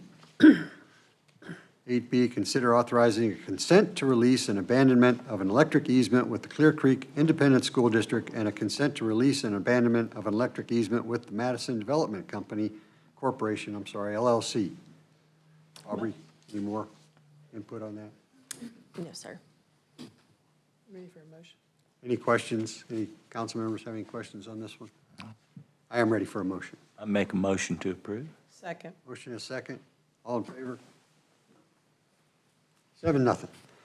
Okay, item 8C, consider an ordinance authorizing the abandonment of an electric easement consisting of 1.076 acres and being 21.5 feet wide and located along the westerly property line of 3535 FM 528 and extending south to the Harris County Flood Control Ditch as recorded, Harris County Real Property Records, file number RP 2024-424559, City of Friendswood, Harris County, Texas. I move to approve that. Second. Motion is second. All in favor? 7-0. Okay, item 9. future land use map and zoning map amendments for Autumn Creek. It's now 6:49 PM, and I call to order this public hearing regarding a city-initiated request to amend the future land use map to change the category designation of Reserves C and D of Autumn Creek, Section 3, Reserve C of Autumn Creek, Section 5, 3001 through 30011 Harvest Hill Drive, 3004, 3006, 3008, and 3010 through 3013 Cedar Ridge Trail, 3201 through 3205 Cedar Ridge Court, and 2910 and 2912 Harvest Hill Drive from garden homes to low-density residential, and to change the category designations of 3000, 3002, 3003, 3005 Cedar Ridge Trail, 2902, 2904, 2906, 2908, 2911, and 2913 Harvest Hill Drive, and 2800, 2802, and 2804 Harvest Hill Court from garden homes and low-density residential to low-density residential. Aubrey, you talk now. Okay. So this is another city-initiated item to clean up the future land use map. The top picture on the screen is the 1998 zoning request. The developer submitted a zone change with a meets and bounds shape drawn, but then when the property was actually developed and platted, the subdivision was designed differently. So this is one of those things that's been driving me crazy for years, and we're going to get it fixed, hopefully. I did attend the HOA meeting for the subdivision in January to explain to them why we were making these changes. We also put the letter of explanation that was in your packet material was mailed to all the property owners. I think there's 41 lots that are affected. That was in addition to the newspaper notices. We did post a couple of signs out there in the neighborhood, just legally informing people of this public hearing. Planning and Zoning Commission, again, held their public hearing on Thursday, April 9th, and are forwarding a positive recommendation to make the changes and corrections. All right, I don't have any cards for anyone to speak, so there being no one desiring to speak, I now close this public hearing to amend the future land use map to change category designations for the previously mentioned properties in the Autumn Creek subdivision, and we move on to item 9B. 9B, it is now 6:52 PM, and I call to order this public hearing concerning a city-initiated request to amend the official zoning map to change the zoning classifications of 1, Reserves Charlie and C and D of Autumn Creek, Section 3, 2, Reserve C of Autumn Creek, Section 5, 3, 3001 through 3011 Harvest Hill Drive, 4, 3004, 3006, 3008, 3010 through 3013 Cedar Ridge Trail, 5, 3201 through 3205 Cedar Ridge Court, and 6, 2910 and 2912 Harvest Hill Drive, Friendswood, Harris County, Texas, from Garden Home District, GHD, to single-family residential, SFR, and to change the zoning classifications of 1, 3000, 3002, 3003, 3005 Cedar Ridge Trail, 2, 2902, 2904, 2906, 2908, 2911, and 2913 Harvest Hill Drive, and 4, 2800, 2802, 2804 Harvest Hill Court, Friendswood, Harris County, Texas, from Garden Home District and single-family residential to single-family residential. Aubrey. The previous one was the future land use map, so this is the actual zoning layer. Again, it's the same shape was replicated from the future land use to the official zoning map. So the top slide shows the shape of the original zone change request, and then the bottom slide actually shows how it will look when it is corrected. Again, I did drive out there and verify that these are actually 90-foot lots. They were developed as 90-foot lots. So the garden home street will stay garden home. And so again, this is just going to be a correction. Planning and Zoning held their public hearing on Thursday, April 9th, and is forwarding a positive recommendation for this correction as well. All right, I don't have any cards for this one, so there being no one desiring to speak on this item, I now close this public hearing to amend the official zoning map to change the zoning classifications for the previously mentioned properties in the Autumn Creek subdivision, and we move on to item 9C. 9C, consider an ordinance amending the future land use map, FLUM, to change the category designations of Reserves C and D of Autumn Creek, Section 3, Reserve C of Autumn Creek, Section 5, 3001 through 3011 Harvest Hill Drive, 3004, 3006, 3008, and 3010 through 3013 Cedar Ridge Trail, 3201 through 3205 Cedar Ridge Court, and 2910 and 2912 Harvest Hill Drive, Friendswood, Harris County, Texas, from garden homes to low-density residential, and amending the official zoning map to change their zoning district classifications from garden home district to single-family residential, and amending the future land use map to change the category designations of 3000, 3002, 3003, and 3005 Cedar Ridge Trail, 2902, 2904, 2906, 2908, 2911, and 2913 Harvest Hill Drive, and 2800, 2802, 2804 Harvest Hill Court, Friendswood, Harris County, from garden homes and low-density residential to low-density residential, and amending the official zoning map to change their zoning district classifications from garden home district and single-family residential to single-family residential. Question? You need a motion. Any questions? Yes, sir. Go. Just the low-density residential to single-family residential, what's the difference in today's current zoning? So those differences are on the future land use map. So low density includes the garden home district. Garden home district is garden home district on future land use. Low density residential includes the SFR zoning district. Okay, so it's inclusive. Yes, yeah. And so some of those are ands because you can see the line cross, so a lot of properties actually have two zoning districts or two categories on the future land use. And so that's the biggest part of this cleanup because we get calls from land appraisers and. That's what made it confusing. Yeah, yes. SFR is a larger density. So this makes Okay. total sense. Makes total sense. Motion? Motion to approve. Second. Motion is second, all in favor? 7-0. Item 10, subdivision ordinance amendments to authorize Director of CDD to approve plats. It is now 6:56 PM, and I call to order this public hearing concerning amendments to Appendix B subdivisions of the Friendswood City Code to authorize the Director of Community Development to approve plats, except in certain situations consistent with Local Government Code, Chapter 2112.0065, and to make minor administrative corrections. Aubrey. So this item, I'm just going to give you an overview of the proposed amendments to the subdivision ordinance that we drafted. The intent of this was to basically delegate staff in accordance with the 2023 changes that the state made. That council and P&Z can delegate a staff member to approve plats. So this the intent of this was streamlining the plat approval process, delegating authority to staff for efficiency, making minor administrative and procedural clarifications, and all that being approval of plats is a ministerial process. The Planning and Zoning Commission held their public hearing on Thursday, April 9th. They are forwarding a negative recommendation regarding delegating the director to approve plats, but are forwarding a positive recommendation for the minor administrative changes. So I'm going to just give a quick overview. The delegation of the plat approval authority, the primary change was to authorize the Director of Community Development to take the following actions regarding plats. So approve, conditionally approve, or disapprove with reasons, which is the exact same authority that the Planning and Zoning Commission has, and it's in accordance with the Local Government Code. The Planning and Zoning Commission involvement would still be required when reviewing and approving master plans.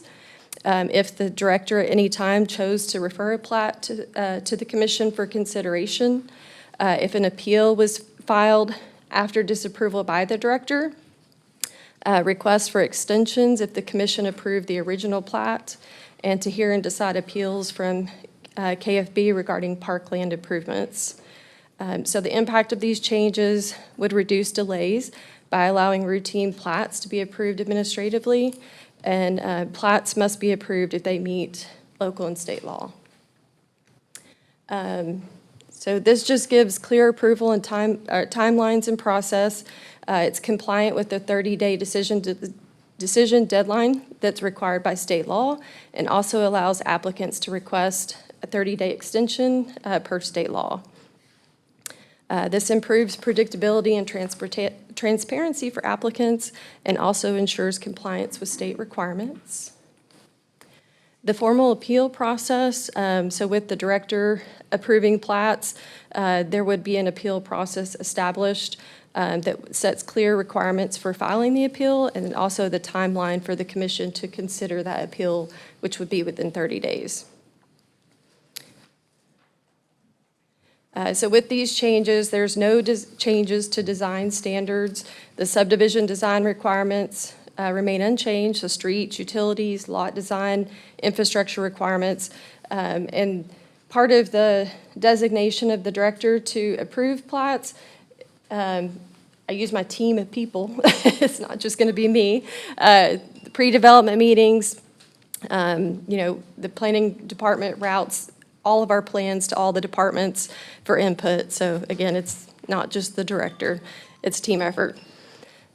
The minor administrative changes include basically changing references of the Planning and Zoning Commission to just the commission, removing a definition of filed plat, consistently applying community development department rather than planning, clarifying that completed applications shall be submitted through the online portal. We're basically removing the requirement for paper copies. Changing the title of Section 5 to Approval Procedures. And then updating Section 5H to be consistent with state law regarding failure to take action on a plat. And adding references to the design criteria manual. And then changing the title of Community Services to Parks and Recreation. So these changes maintain existing development standards and focus on process improvements, not changing development rules.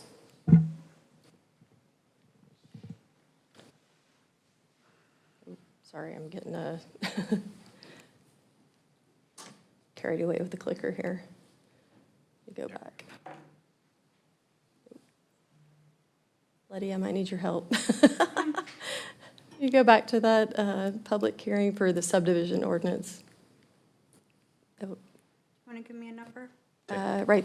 That's 8B. Do you want the public hearing part? Would be A. Right there is great. Okay. Thank you. Okay, I do have one card. Chris Johnson, speaking on the public hearing for this item. For 10A, right, subdivisions. Good evening, Mayor, members of council. Oh, I forgot to, I never do it. Chris Johnson, 36 Wilderness Trail.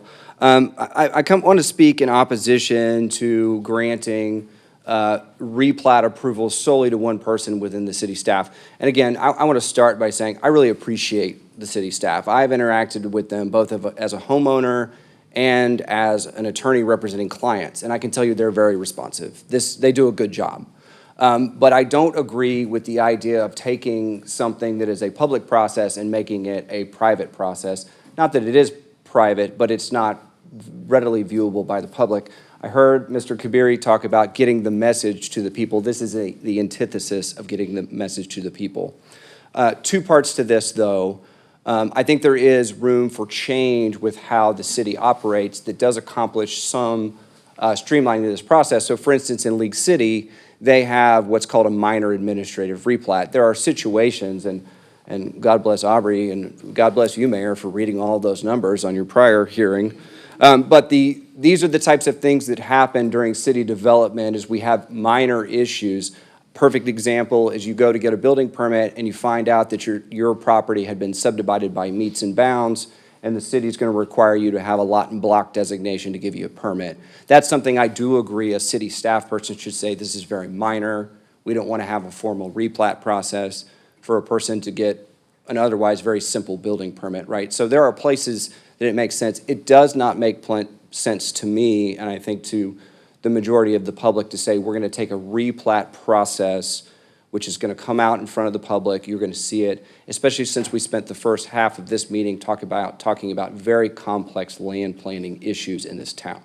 So I would encourage you, and again, I want to again compliment the staff and say they're very good at what they do. It's very inconvenient for them to have to come to planning and zoning, put on these presentations, but I'll respectfully suggest that government is not meant to be convenient. It's supposed to be done right. So I would encourage the council to vote no to turning over replatting to a single person and instead rely on the planning and zoning process that's continued to work. Thanks, Chris. Mr. Mayor, if I could, I don't mean to do this, but I thought I could do this together. I'm also, there's another section as it relates to site plan. So rather than get up twice, I would respectfully suggest that the arguments are the same, that with regard to these site plans, how people see in this town that we're going to have new development and what it's going to look like is through the site plan process. Aubrey does a good presentation about coming to planning and zoning, putting it up on the screen. The site plan is available. It shows people whether it complies with the future land use map, whether it complies with ordinances. It gives people an idea where it's going to be and what it's going to look like. I think also an important part of this public process and getting the message out to the people. So I would respectfully suggest that, just to succinctly put this, that you vote no to approve replats and site plan approval just by city staff alone. Thank you for your time. Thank you. There being no one else desiring to speak on this item, I now close this public hearing regarding amendments to Appendix B subdivisions of the Friendswood City Code, and we move on to item 10B.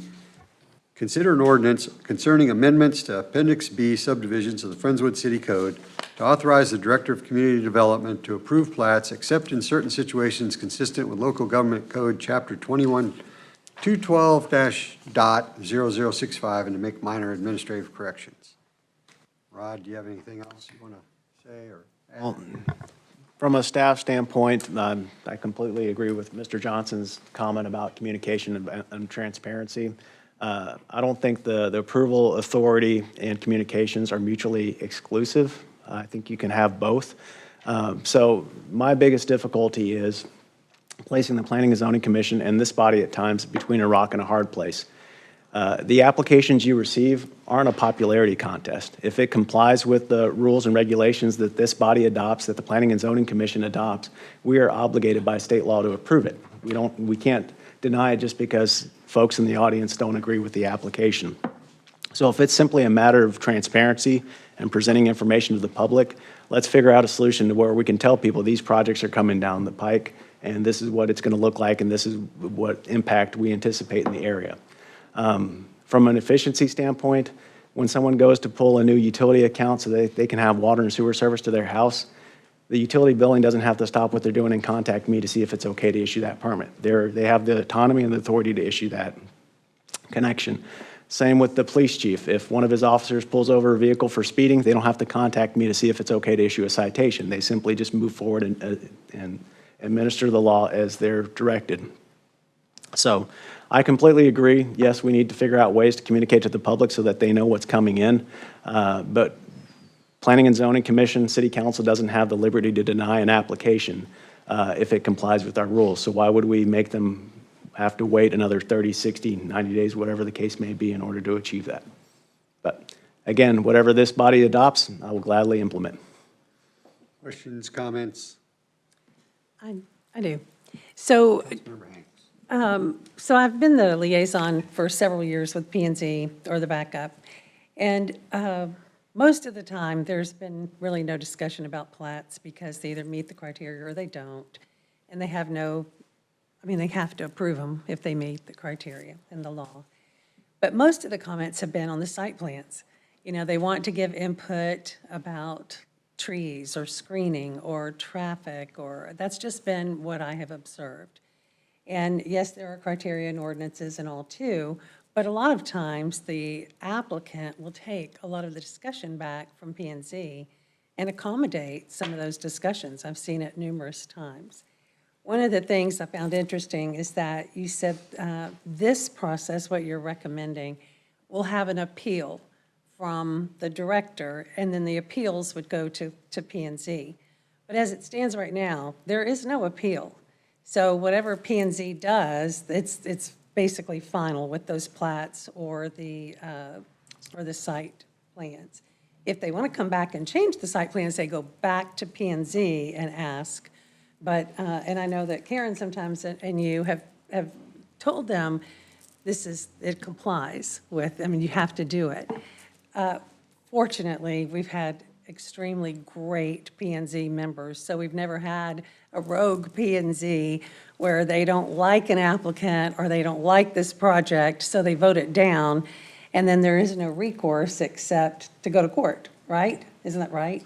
So I like the idea, if plats are very ministerial, and I'm all for less government, honestly. So if this plats are ministerial in nature and they either meet it or they don't, but there's an appeal now that is part of it to P and Z if the director gets it wrong or something, I don't know what the scenario would be, then I think that's interesting, and I would be in favor of that.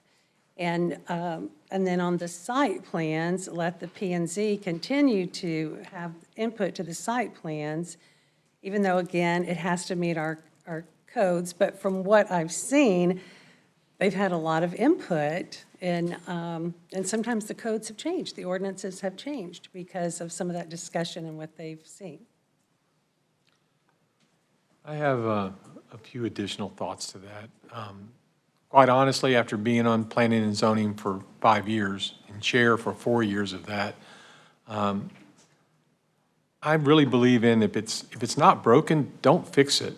Yeah, we have some minor corrections that we ought to make, and that's fine. But as far as P and Z review of site plans and plats, I don't see it as a trap for the commissioners. I personally have been in that room and had those discussions. And we all know at the end we have to approve it if it meets the rules.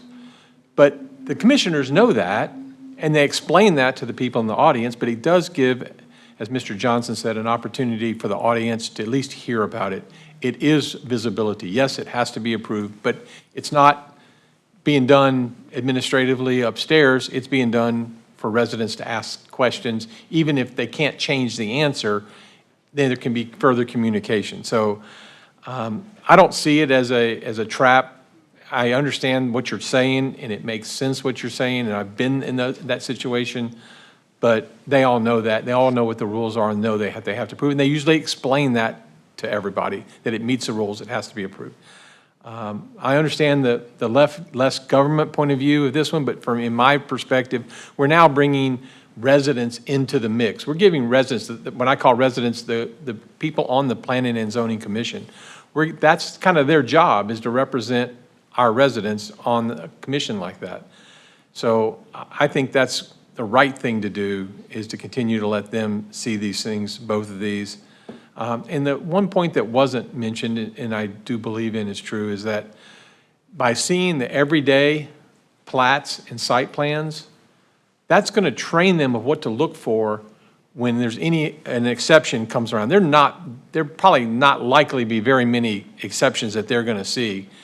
But this would, by seeing the everyday ones, it then becomes, they know what to look for if an exception does come through or some oddity. So if we take away the everyday ones, I think at some point you're going to lose the knowledge on the P and Z Commission to adequately review some of those things. That's my opinion after having sat in those seats and done that. Again, at the end, I think if it's not broken, don't fix it. I think it works, and I think it provides value to our residents. So Murad, we're talking about this because state law changed. Correct. Allows us to consider this option. And I asked you this question before. I'm just going to ask it in public here. What are other cities around us doing with this same?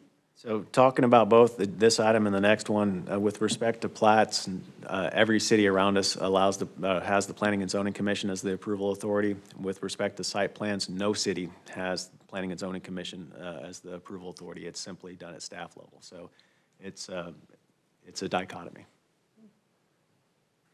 So hearing all the things, I think I would be in favor of us currently on plats, going with option 2 and allowing minor administrative changes, plat approvals remain within the Planning and Zoning Commission, option 2. So that's my thoughts. Anybody else want to comment? Sally? So I actually had the same two questions. What caused us to revisit this, and what are the other cities doing?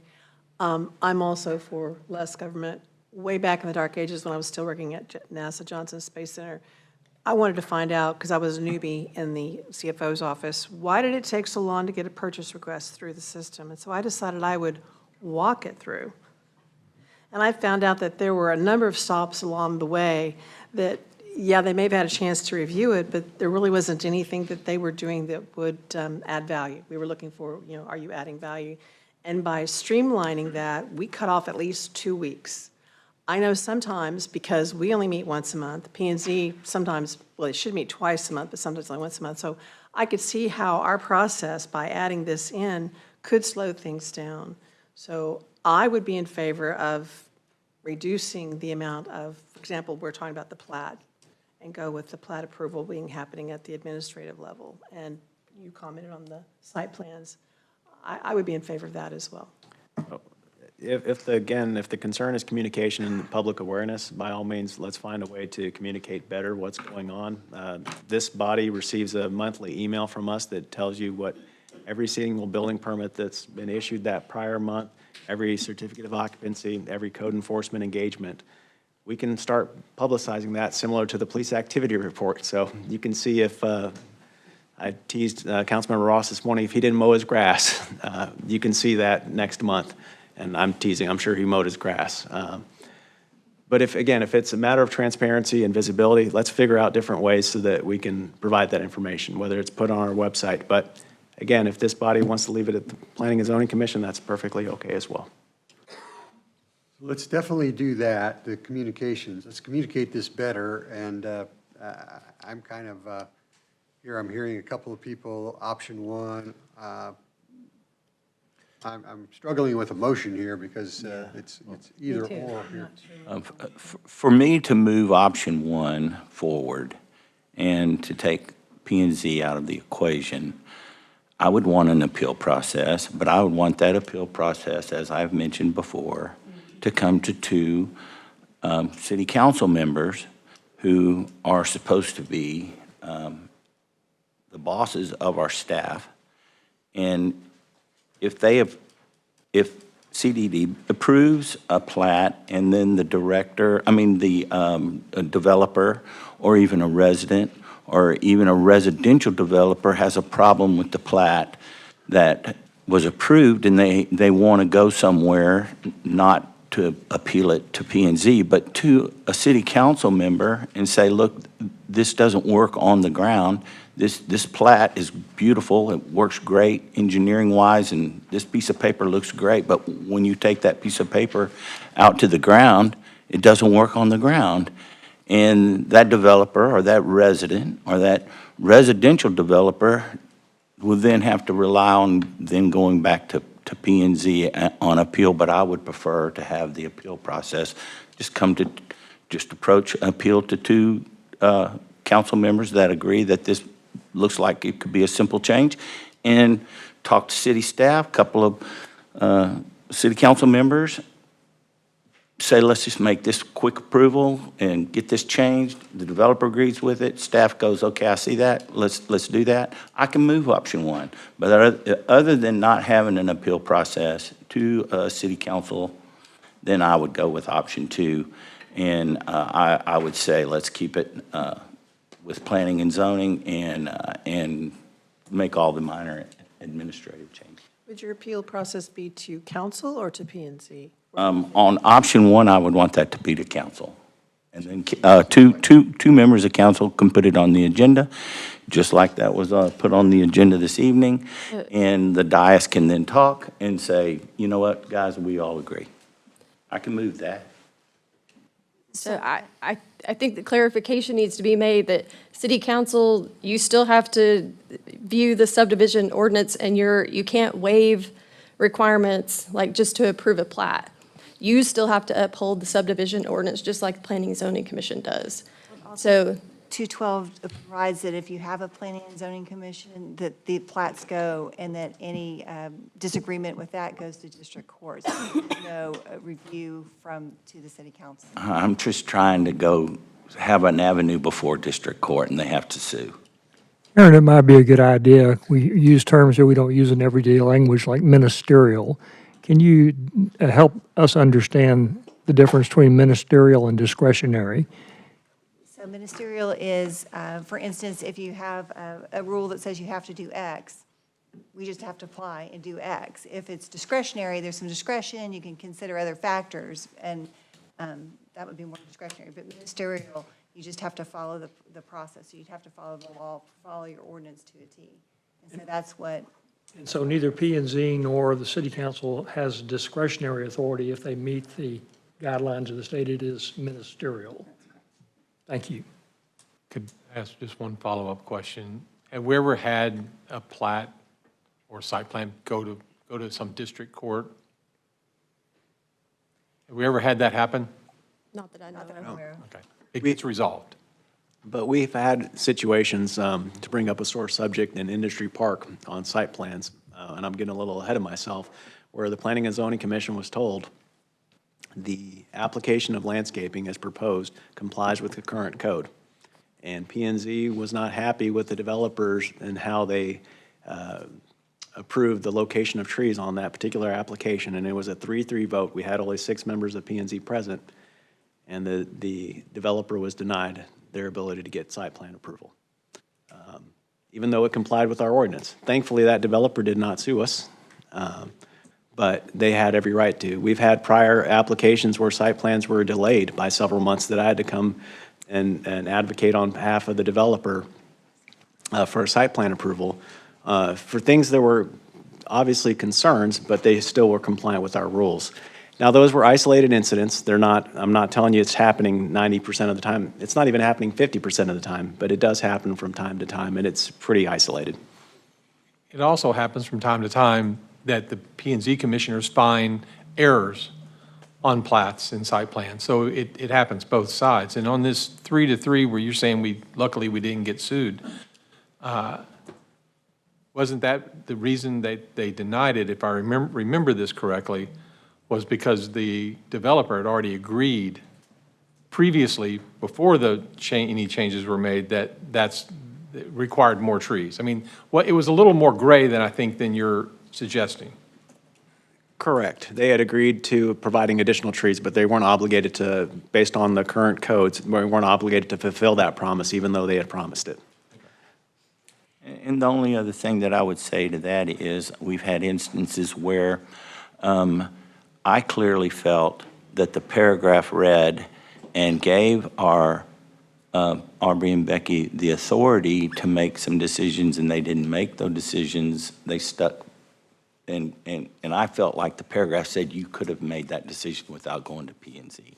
And that's what I wish if they were going to do that, yeah, make the decision, but in that language, it looked to me they had the authority to do that, but they didn't do it. They went back to P&Z and it went 3-3, but that's neither here nor there.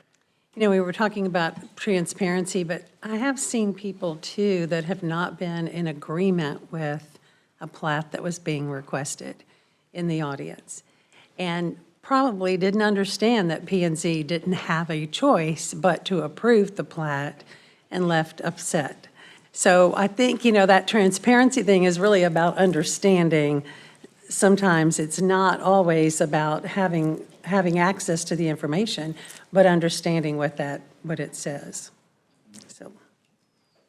Well, I'd like to get on with this. Like I said, I think I will make a motion that we approve option 2. And before going forward to the next item, I'll just lay it out there that I think site plans are a different thing, and I am going to be in favor of allowing Aubrey to approve, her staff to approve site plans.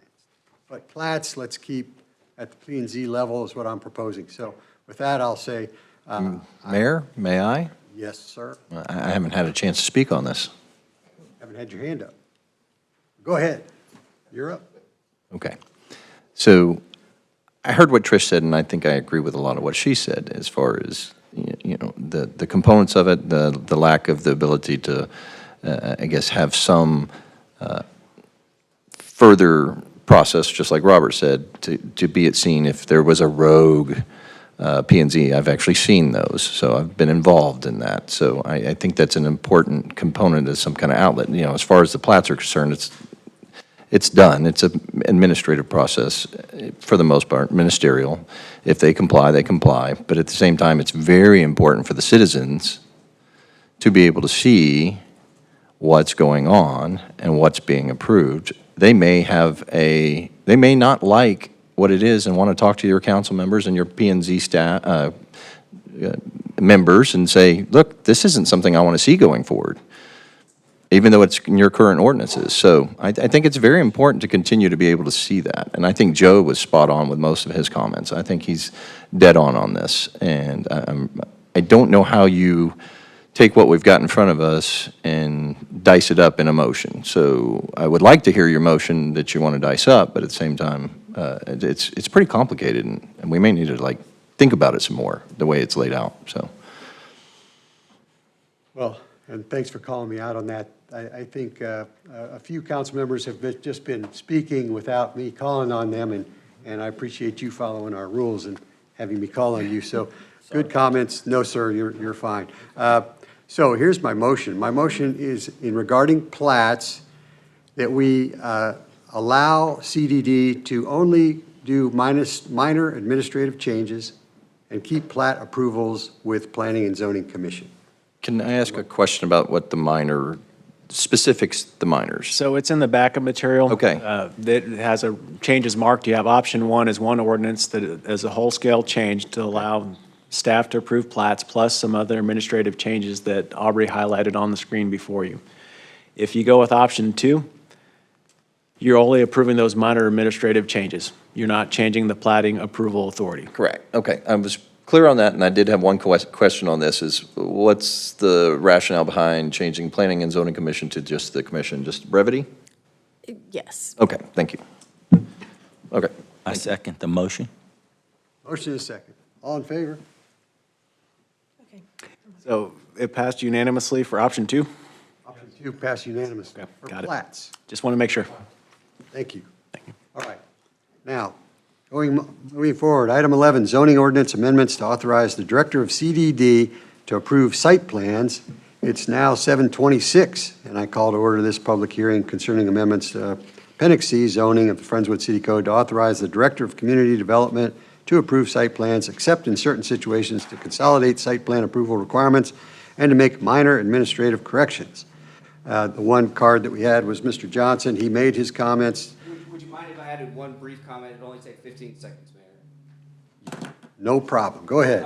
You got 15 seconds. Well, because we talked about transparency, the one thing that I think got lost in my message was oversight. So the same reason we have city councils, the same reason that we have the planning and zoning is that people, as good as they may be at their jobs, make mistakes. And that's why one of the things Aubrey does when she comes to planning and zoning is she makes these presentations and she runs through the items, the checklist, okay? Councilmember Matranga mentioned it. People make mistakes. When you have a board, it gives your staff cover. It allows you to go to that board and say, I have a site plan. I'd like you to approve it. We believe it meets all of the criteria. But you have a board that sits and says, does it actually, do we agree? I should also note that the Planning and Zoning Commission considered these same two things you're considering tonight and voted unanimously against them. They want to retain the ability as citizens, same as your citizens, the people that are not paid, that are volunteers, to look at these things to make sure it's happening the way that it should. Thank you, Mayor, I appreciate it. Thanks a lot. Aubrey, item 11, you have some. Yes, so pretty much the same thing. It's just streamlining the the site plan approval process. The Planning and Zoning Commission is forwarding a negative recommendation regarding delegating the director to approve site plans, but a positive recommendation for the other minor administrative changes.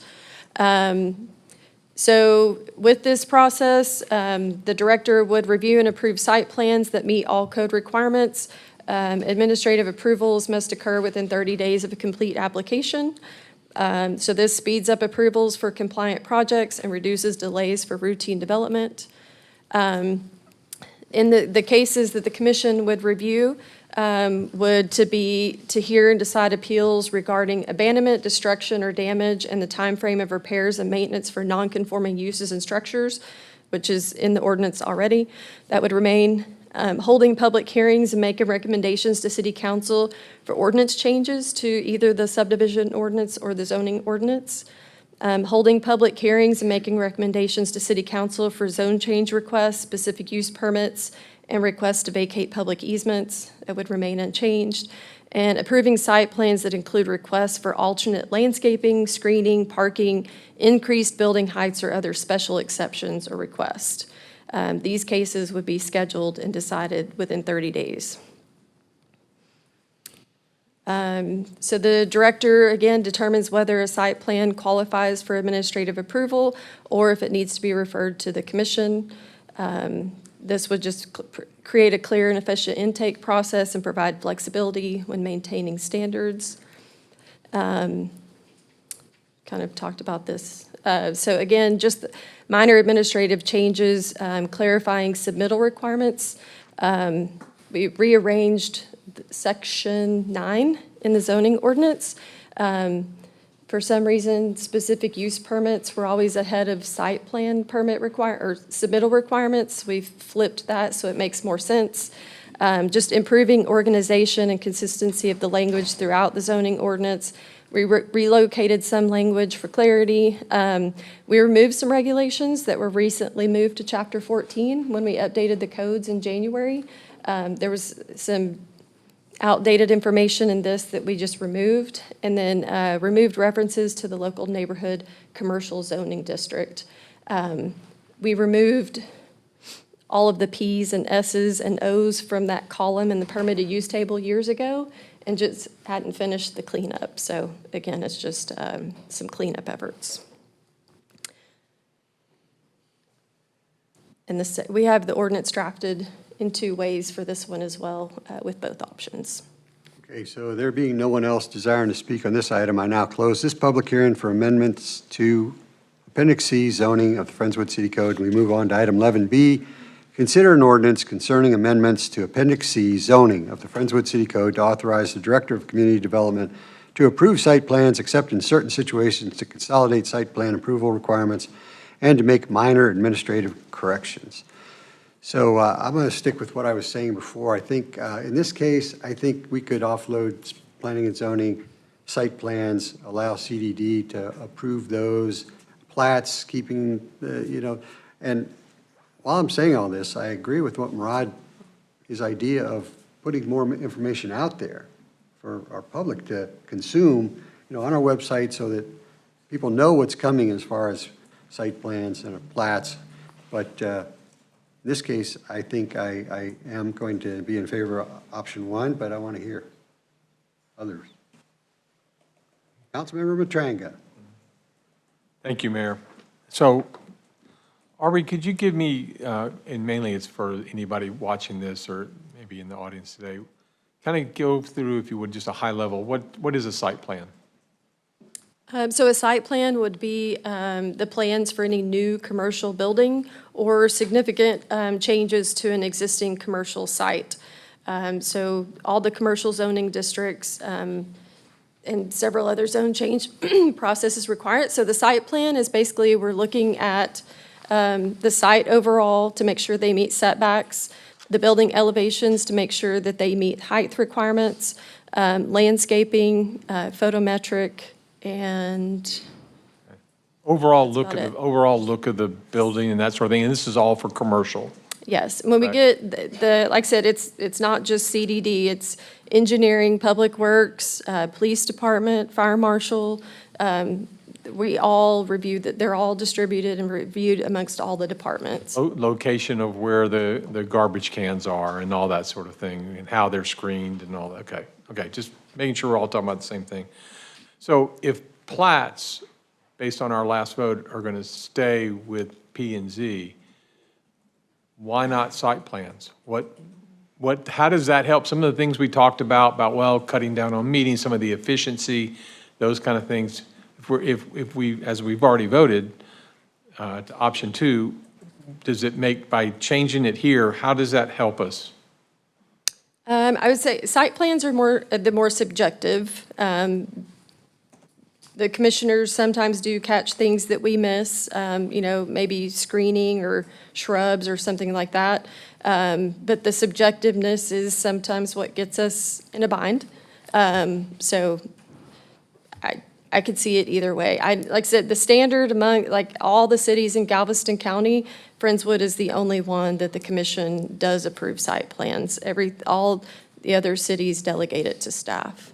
Last question, has there ever been an issue with P and Z's review of a site plan that created some exposure of liability or responsibility by the city? Has there ever been anything like that that you can remember?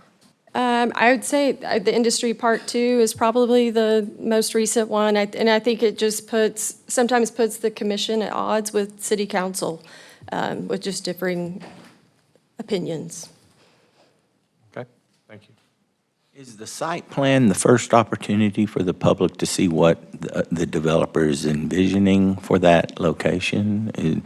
When he puts his site plan up there, he's saying, this is my grand idea for this particular, it may not be exactly that when we go to platting, but that's his grand view, and that's, I guess, the first opportunity for the public to see what a developer is wanting to put in that location. Unless it's a planned unit development or a specific use permit. If it's either one of those types of zoning, the conceptual or site plans are included with the zone change application. And PUDs all come to council, don't they? Yes. That's actually a fantastic point. So a lot of times folks don't know how the property is zoned around them. So they see a vacant piece of property and they just assume it's going to always remain vacant or it can't be developed. I would encourage folks to get educated, and we'll gladly meet with folks to get educated on what the zoning designation is next to their property so that they have some understanding of what's going to happen. The only time that expectation is changed is when that zone changes. So that zone change is the first opportunity that they have to know, hey, something different's about to happen here, so let me get engaged and figure out what's going on. Outside of that, if they're not asking for a zone change and they're just platting and developing it, we have no authority to deny the application, provided they comply with all the rules that this body establishes.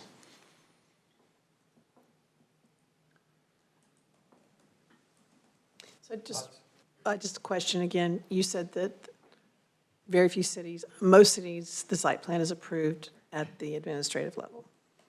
And Friendswood's unique in that we don't. Yes, And plats are the reverse of that. yes. Okay, thank you. Councilmember Ross. So I think you made a very important point. If there is no land use change, then Robert was correct. The very first time they'll ever see what's being presented will come before the P&Z. If you remove that, the building is going to get built. If we remove that, they'll be notified on our website as to what's going to be developed. So we've adopted what's known as a story map. Aubrey and her team have done a fantastic job. It's a graphic representation of the entire city. You can click on a parcel and it'll tell you, here are the plans for this, the site plans, these are the elevations for the structure, so you have firsthand information as to what's being built. The people that are informed at the Planning and Zoning Commission are those that happen to follow our agendas. I'm trying to find a mechanism by which folks across the entire city, whether they follow our agendas or have the time to come to an evening meeting, can still get the information more readily. So we encourage, this has been over 12 years ago, one council member felt that folks aren't necessarily getting notified appropriately as to what's happening on a real-time basis. So we created listservs on our website. Sign up for alerts. It's not just alerts about hurricanes and emergency management. It's alerts about what's on your city council agenda, what's coming up at the Planning and Zoning Commission. But even that, as you, again, heard this evening, can be confusing to somebody, a layperson that's not engaged. So all I'm recommending is, in addition to whatever this body decides, to find a way to get homeowners information more readily from their computers at home so that they don't necessarily have to make time to go to a P&Z meeting. Them coming to a P&Z meeting, though, they can't change if it complies with our rule. I just want to make sure that we establish the I get that, expectations. but at the same time, they do get to publicly speak about the project. So they do get to have their say and comment, and it may trigger some changes by the P&Z in the future about, we hadn't considered that, you know. They can still do that, though. They can come, even if it's not on the agenda, they can come to this body and speak from the public comment. Says, hey, council, you recently a project went forward that I didn't like, it didn't have sufficient vegetation. And this body can say, wait a second, do we need to reconsider our ordinance as it pertains to landscaping? It doesn't have to be on an agenda to approach this body or the Planning and Zoning Commission. I will tell you, as a developer, and I've been in many of these site plan meetings with P&Z at various different municipalities across the state, sometimes the homeowner's right adjacent to us when we don't quite have it right. So it is important to get their input. We can, yes, independently do that and go have a conversation with them, but sometimes it just doesn't happen. So that's, you know I'd rather have more public transparency about it. I'm just trying to avoid the council members that engage me livid when a site plan is denied, and I have no ability to overrule Planning and Zoning Commission. And we'll vote on that shortly.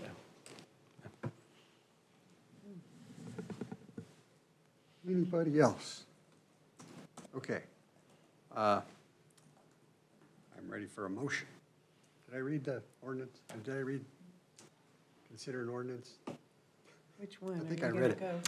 So you read the ordinance, and we're awaiting a motion as to whether or not y'all want option 2 or option 1 or some combination thereof. Well, let me take a stab at this, and I'll make a motion that we go with option 1 and delegate the authority to approve site plans to CDD as opposed to P&Z. I'll second that. All in favor? Opposed? Wins 4-3. All right, item 12, city manager report. Yes, sir, Mr. Mayor. As you know, there are a number of events coming up over the next several weeks. Memorial Day on Monday, May 25th, will be at the Veterans Memorial right here next to City Hall. It's a fantastic event intended to honor those that have served our country and given the ultimate sacrifice. If you haven't been to one of these ceremonies before, I would encourage you to come. We did hear y'all loud and clear, and we're going to stick with the 9 a.m. start time, so to where it's a little bit cooler for our folks. So please come out and honor our veterans. The second item I'd like to highlight is Building Safety Month. So we talk a lot about site plan approvals and building permits, et cetera. The International Code Council signifies the month of May as Building Safety Month, encouraging folks to be mindful of the rules and regulations around development and building regulations, as well as those that administer it. So thank you to Aubrey and her team for all that they do in making our facilities safer, as well as the Fire Marshal's Office. May 3rd through May 9th is the 57th Annual Municipal Clerks Week. The picture on the screen is of an amazing looking gentleman, but along with two fantastic clerks. But no, city secretaries, city clerks are paramount to our organization in terms of record keeping and making sure that the business of this city is done fairly, and not just our record keeping, but also our elections and such. So we join the country in recognizing May 3rd through 9th as the annual Municipal Clerks Week. Following that, May 10th through May 16th is National Police Week. A proclamation has been drafted and is in the back of material that the mayor may have already signed off on, but recognizing the hard work and dedication of our men and women in blue. So thank you, Chief, for all that you and your staff do. Following that, May 17th through May 23rd is National Emergency Medical Services Week. Similar to the last one, we live and die by our EMS. Thank you, Chief Camp, for what you and all your team do for being there in our most trying times. Not to be outdone, May 17th through May 23rd is National Public Works Week, and much like our fire, EMS, and police, Public Works are first responders. I sent y'all a note the other day. A resident was stuck in their street, their cul-de-sac, because a tree had fallen down on a Sunday morning, and we had Public Works crews in there within less than an hour to get it cleared away so that they can go to and from their home. So thank you, Steve, to you and your team for all that y'all do. Friendswood Public Library Summer Reading Program is right around the corner. I think last year all the kids kicked the butts of the adults and outread them, and we hope that we see that again this next year. If you haven't plugged into the library and signed up for those various challenges, I encourage you to do so. It's a fun activity for prizes of folks of all ages. So this year's theme is to unearth a story. So get plugged into our library. I do want to recognize our Friendswood Police Department recently got a 2026 Community Champion Award by the Bay Area Alliance for their participation in the Take Back program. It's opportunities to take back drugs from prescription drugs and other things that folks may have around their house. We participated with CCISD, FISD CARES, as well as the Bay Area Alliance. So thank you for participation and that recognition that we received. I believe this is my last item. Both our Assistant City Managers, Katina Hampton and Letty Brish, participated in the Women's Shaping Texas Cities conferences. They were part of a panel discussion along with our own Mayor Mike Foreman about mission control leadership. We had a number of attendees from the city of Friendswood participate in this program. I believe this was the inaugural event. They even got me an autographed book from one of my former city manager heroes, Cheryl Scully from the city of San Antonio. So thank you for that. And What's the name of the book? Greedy Bastards, it's not a bad word. If you ever wanted to know what it's like to be a city manager, I would encourage you to read that book. It's a good read. I believe Councilmember Griffon has read it. Yeah. Any comments or questions? Oh, thank you, sir. Okay, going on to item 13, business items. A, consider awarding the 2020 Lift Station Mitigation Package 4, Lift Station 4 Construction Services Project to McDonald Municipal and Industrial Division of CF McDonald Electric, Inc., bid number 2026-04. Rod, you want to? Hill? Oh, I'm sorry. Hill. We have a couple of bids that are going to be awarded tonight, so I'm going to try to be pretty quick about these. So I'll give you a little bit of background.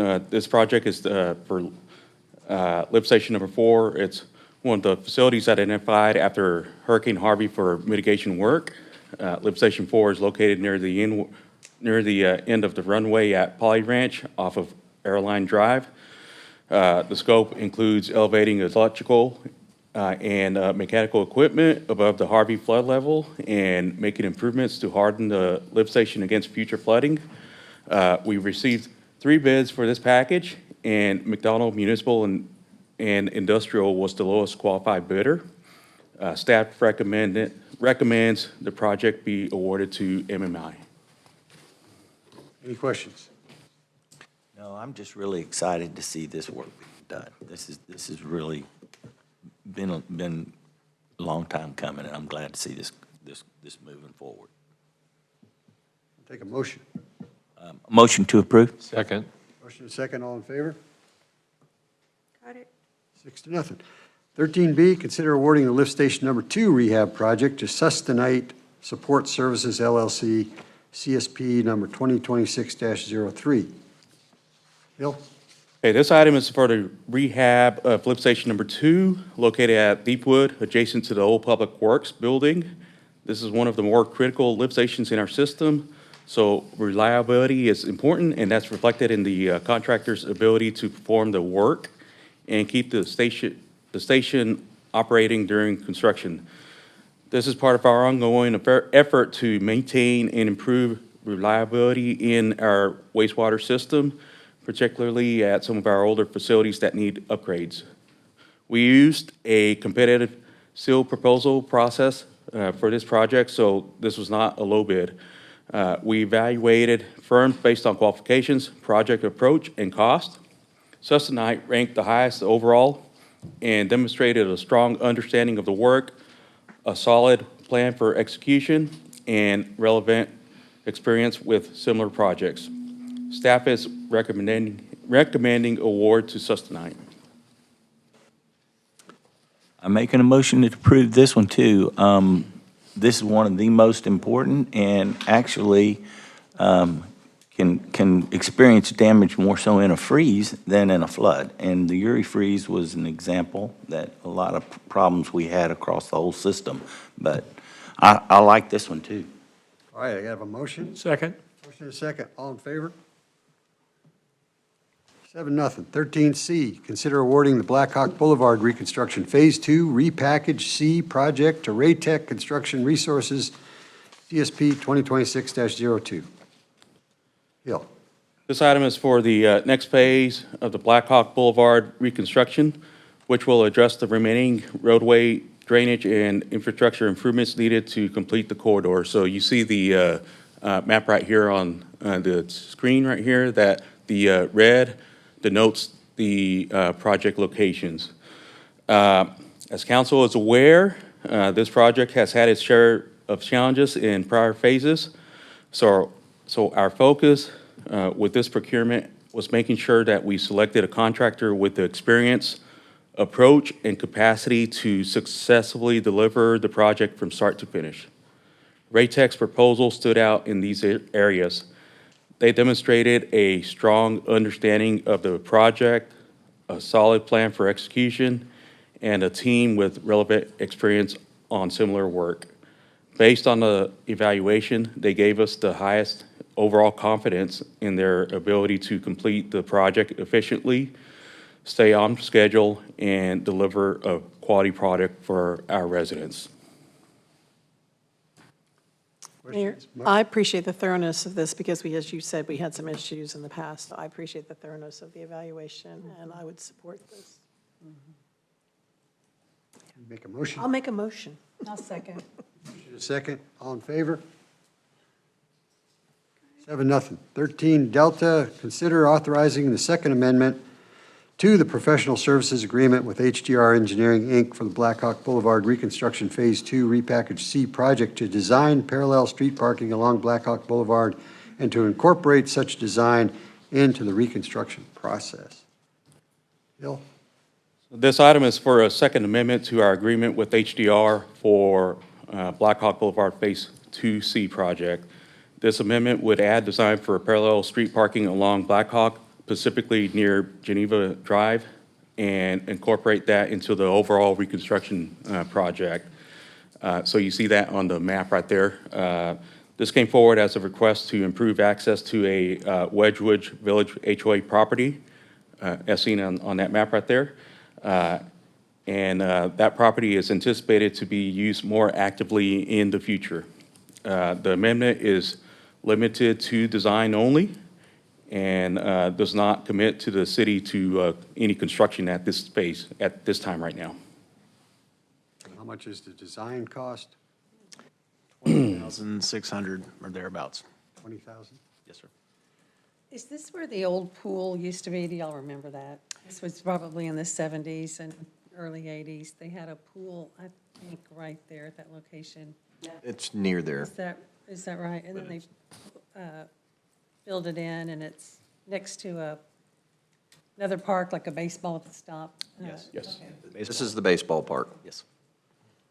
My problem with this is that we've never, ever spent money, city money, on an HOA property. I mean, Yeah. What does that do if we spent money on HOA property? So if we were to do this, we'd have to execute an interlocal agreement with, our license agreement with them and establish a public good. So for instance, in Forest Bend, when we did the detention ponds and walking trails, we did a license agreement with the HOA to make those improvements on their facility. But in addition to making those improvements, once they're completed, they're now open to the public as a whole. So it's not just limited to that HOA.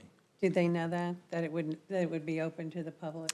We've mentioned that to them, but whether or not, because we had done that with Forest Bend, and then once we had advertised the walking trails on our social media, we got a lot of negative pushback by the HOA, like, well, we didn't want you to say that to everyone, so. I have a concern that we're in the middle of a comprehensive plan. And to me, this kind of puts the cart before the horse. We've not, like you said, Mayor, we've not ever dedicated city money to private amenities of HOAs, really. So I think we need to think about that. It'd be a good thing for the retreat, maybe. But after the comprehensive plan, so we can see what direction, our citizens are wanting us to go when they present that to us. And there are a lot of unintended consequences once you open that door, and I think we need to be careful. Not that I think it's a bad project, I just think it's. well, the other thing is that Blackhawk Boulevard, 4 lanes, homeowners, park goers all use that right lane to park already.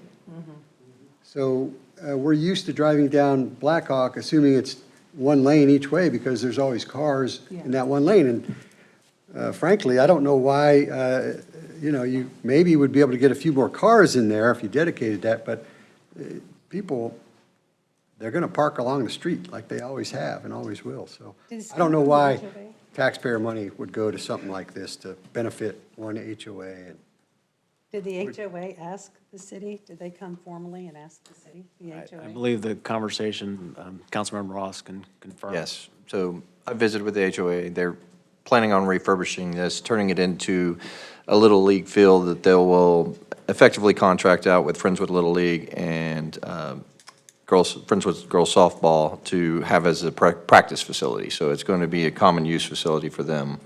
And so the health, safety, and welfare of the children as they're getting in and out of the cars because there's no place to park was of their utmost concern. So it's not like maybe what you would say, like you had mentioned, Mayor, the rest of Blackhawk where people are parking. This will be where children will be ingressing and egressing to go utilize this practice field. So they're planning on it being open to the city then? City, other teams and all could practice there? I think that's their intent. You probably have to have this final conversation with them, but I think they've got this at this point where we're about to let this contract, and if we miss this opportunity, the retrofit would be prohibitively expensive. Well, I think it should be more formal, and I think we need to be careful. That's what I think. I would agree with Councilmember Hanks. Just last month, we had a resident from, I'm going to say Eagles Lake, and that's wrong. It's, Eagles Point. Thank you, Eagles Point. Their HOA, their fence is falling in.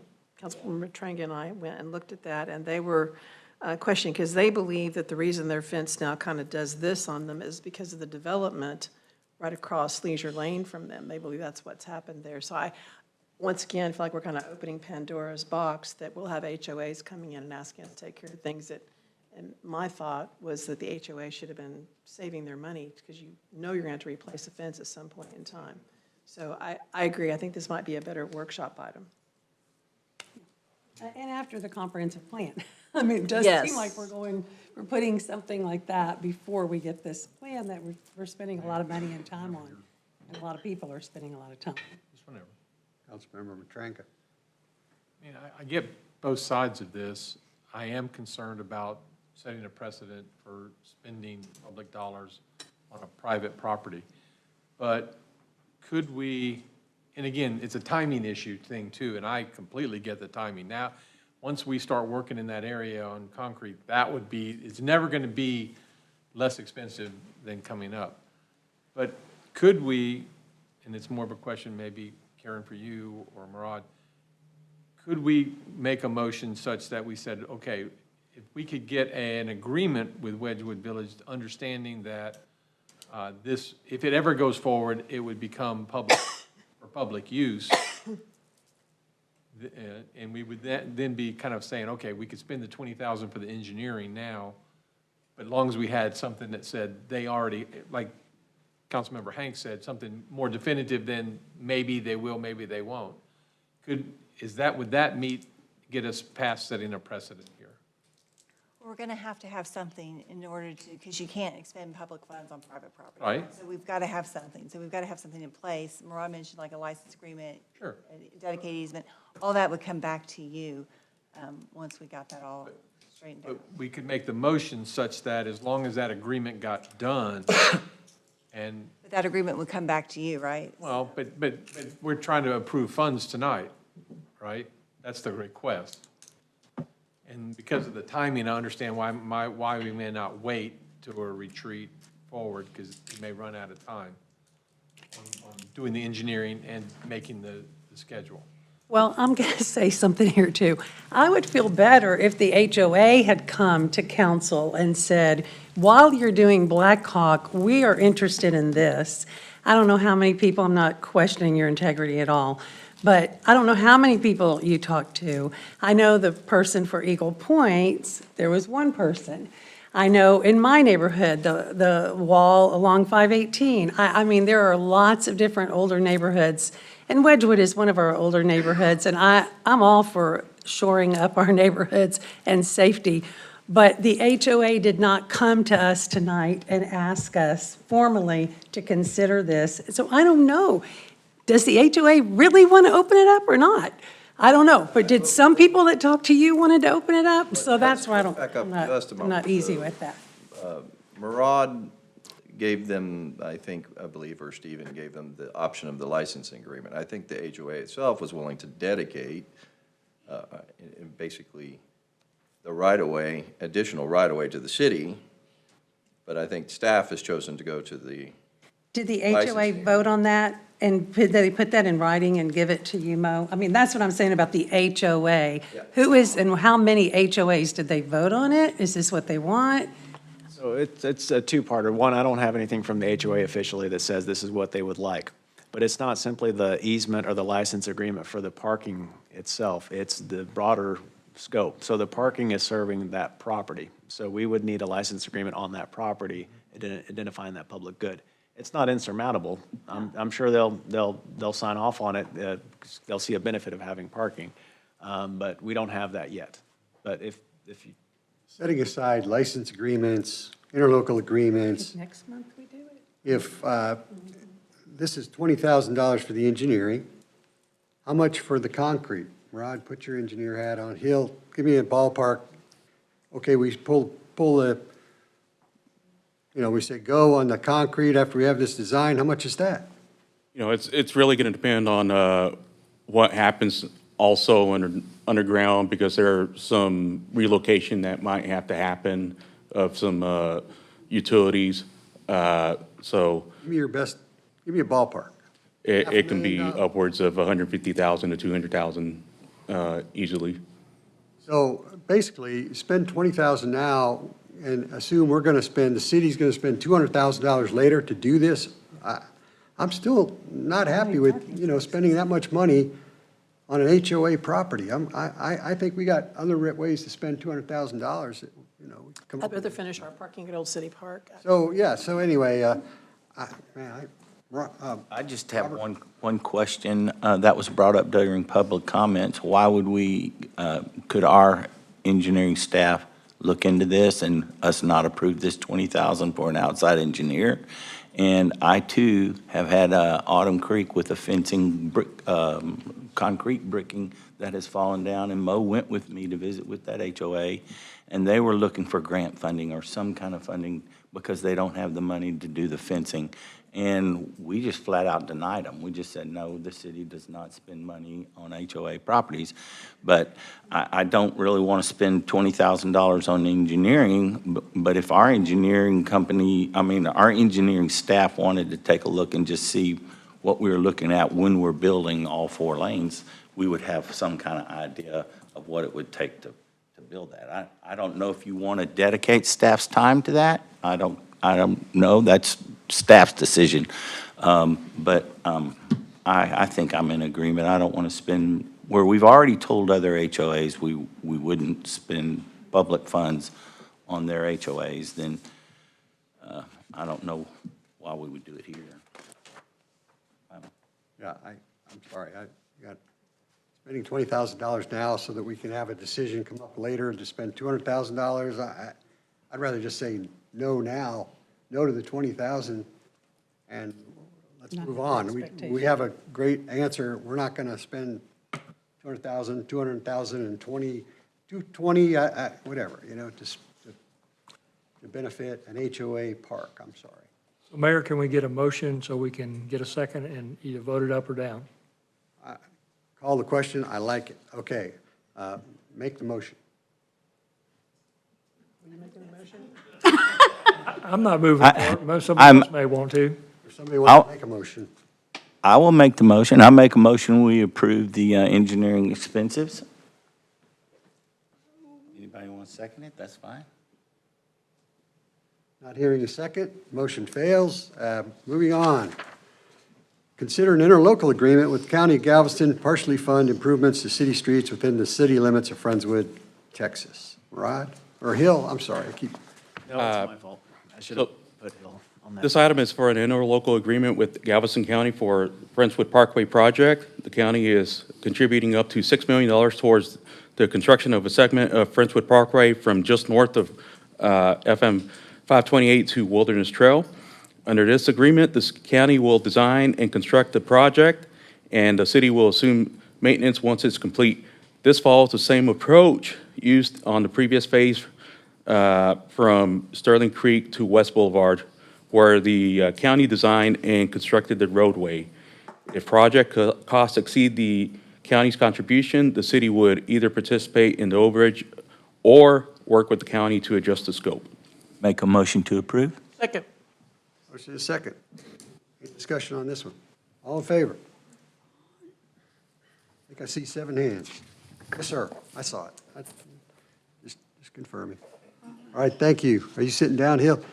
13F, where am I? Consider appointing a grand marshal of the city's 2026 4th of July parade. The Honorable Larry Taylor, former Texas Senator and council member of Friendswood, has been nominated for this year's grand marshal of the city's 4th of July grand parade. As you know, Senator Taylor served 5 terms in the Texas House of Representatives, 4 of them as chair of the Senate Committee on Education and 3 years as council member of Friendswood City Council, 1999 to 2001. I am honored that we have such a deserving individual to approve as this year's grand marshal. Any questions? Motion to approve. Motion to approve. Second. Second. All in favor? Oh, is that a question or? No, that's just me throwing them That's a up vote. Yeah, I appreciate it. Okay. So my first was the mayor, my second was Hanks? No. No, it was the motion. Okay, got you. Thank you. All right. Motion passes. 14, proposed ordinances and resolutions. Consider an ordinance amending the city's general budget for fiscal year 2025-2026 by approving Budget Amendment 7 and providing for supplemental appropriation and/or transfer of certain funds. Motion to approve. Second? Motion is second. All in favor? 7-0. All right. Mayor, I'd like to pull item I. Okay, we're down to consent agenda and pulling item 15.I. What I need is a motion approving the consent agenda items 15A through 15H and 15J through 15L. So moved. Second. Motion is second. All in favor? Motion passes. Now, item 15I, approving the Friendswood Downtown Economic Development Corporation's payment to Comcast to remove and relocate communication lines in the downtown area. I'd like to make a motion to approve. Second? Okay, discussion. Stephen, you want to discuss this? You want to present to us a little bit of info? Sure. So the Friendswood Downtown Economic Development Corporation, lovely known as the FDEDC, at their most recent meeting approved to fund the removal of the overhead Comcast lines that are in downtown Friendswood. If you're familiar with the streetlight project along FM 518, these are the lines that were mentioned earlier that were kind of caught up in some of the lower lines in the light poles.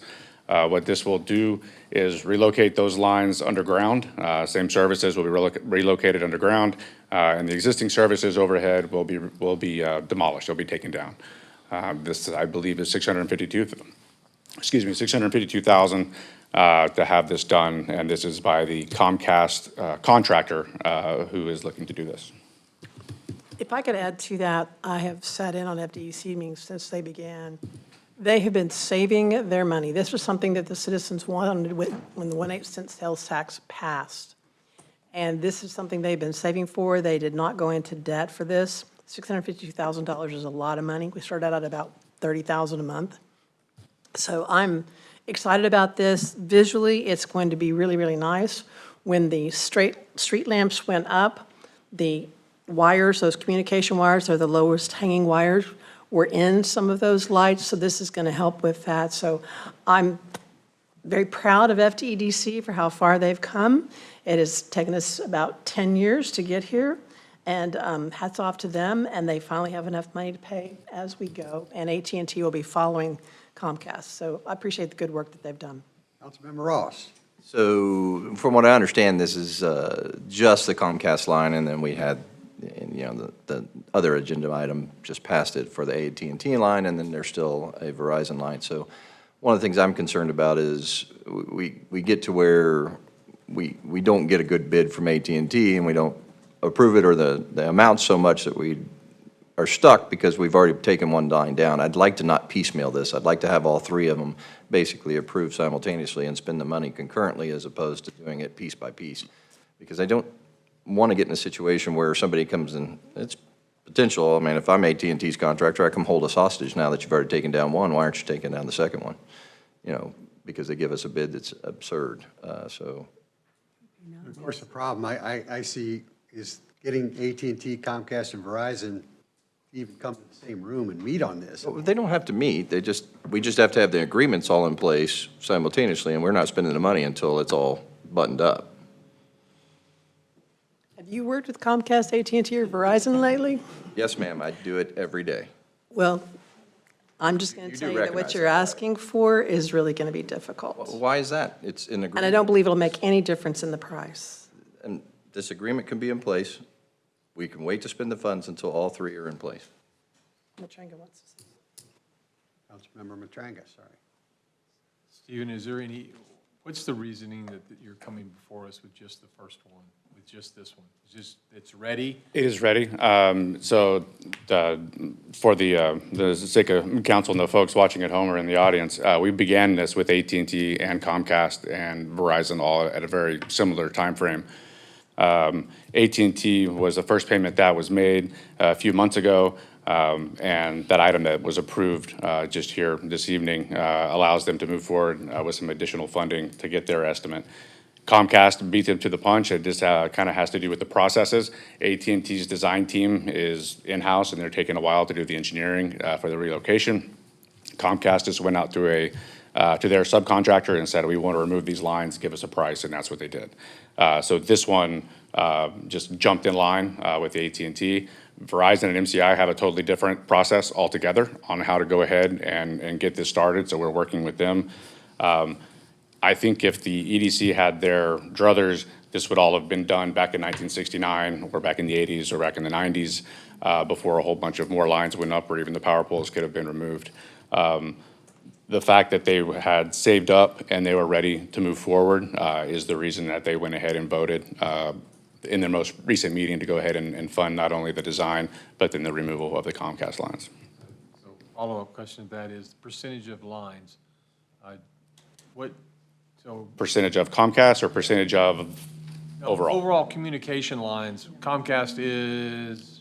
They're going to be between them and AT&T. They're the most visual. Comcast is in almost all places the lowest, the lowest hanging lights, and it will run from FM 2351 down to the extensive downtown. So The highest priority. Comcast is the highest priority. Comcast and AT&T, I would say, are probably about a 60-40, maybe a 70-30, depending on just exactly where you are in town. And last question: is there any? What risks or problems are caused by delaying this? Do you have the further information from the other?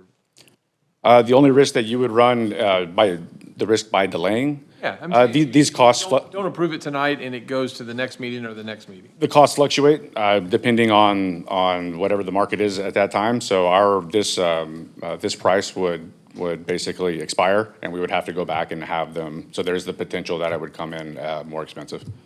Councilmember Matranga's point, didn't we have an estimate several years back, but we didn't have enough money, and now when we had them go back and relook at it, the price did go up? Yes, sir. Yes, ma'am. That is for AT&T, but yes, the exact same scenario. Yes, ma'am. So did they guarantee the price for a date certain in the future, or is it? I think I have this date is locked down with needing signature, I believe, by tomorrow, if not Thursday. And a lot of that just. Stephen? Sir? What is the price for? For the Comcast, it's just a hair over $652,000. $652. Yes, sir. Of which comes from the FDEDC funds. So have you ever known the companies to work together to send their crews out simultaneously to work? They don't do that, do they? Not necessarily Independently and Correct. their time frame. And They're all using separate contractors. The idea of a duct bank was presented to the FDDC. We did have some consultants look at pricing. The problem, as the EDC saw it at that time, was that you would not only pay for the design and then construction of the duct bank to go in underground on FM 518, you then had to turn around and pay for the relocation and removal as well. It would have made it easier, potentially for these companies to go ahead and just run their wire, but the EDC would have had to have saved up that much more money in order to have that kind of a project take place. All right, Stephen, for precedent in that regard, I recall approving removing the lines on what would be the left-hand side, or as you're driving towards 20. As a precedent, we have, as time goes on and we've raised the money, we removed all the lines on the left-hand side as you're going that way, and that looks amazing. I mean, that was a big improvement to our downtown. And then we've accumulated the funds now. I can see how it would be advantageous to do it all at once. But as a precedent, we've moved these things as we've gotten the ability to do it, regardless if you like the lighting or whatever. I don't really care. We've been through all that and back and forth again.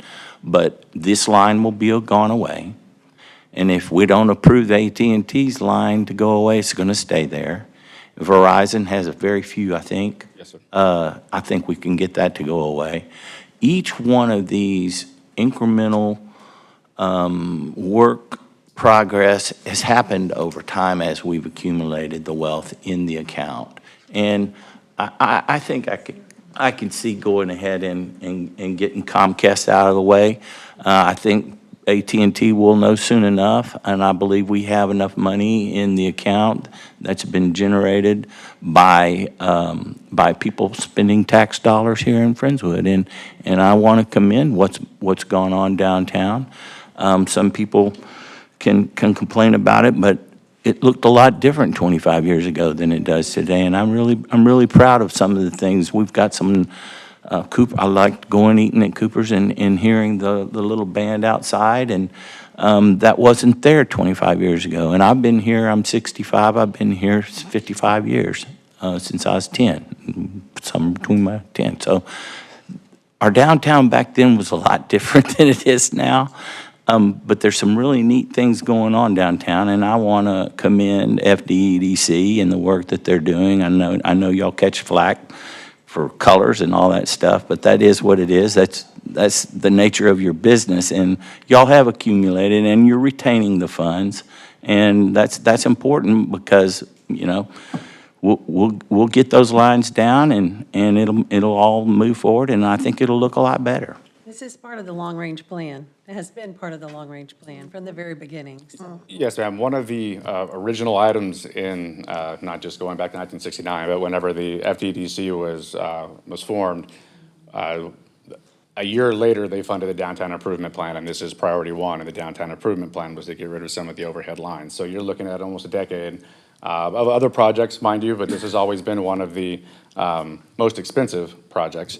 And so with their intent not to go into debt, they had to wait for funds to accumulate, which they have, and they've done some big projects, and then they've done some other items as they waited for the funds to accumulate. Nice job, Steve. I like the discussion. Michael, thank you for bringing this up. I know 4 members of Friendswood Downtown Economic Development Corporation are sitting out there going, yep, and we asked that question, yep, we asked that question, we talked about that. And it's just a quick review for them, but I kind of agree that moving forward with Comcast is the best. If we delay, we try to get all 3 of them married up, the Comcast price is just going to go up in the meantime, so I'm in favor of a motion to approve this. Second. Well, I have We have a first and a second, we just need to vote. That's I when just we need a went into vote. discussion. Yeah, we just You're right. I wasn't making it. I would like to say that I'm not against having this removed. I'm just trying to not do it piecemeal. I understand, and good discussion, like I said, it's important. When we can save money, I agree, but we just approved the money for AT&T to give us their price for removing their lines, and who knows when they'll come back and FDEDC will save up their pennies. I would say for again those that that want to see price. how the sausage is made, first Tuesday of the month at 4 p.m. right here. I get to sit in Mirage chair and play boss for a little while. So, anybody's welcome to call or email or watch us online by all means. So we have a motion and a second. All in favor? Approved. No other actions. This meeting is adjourned.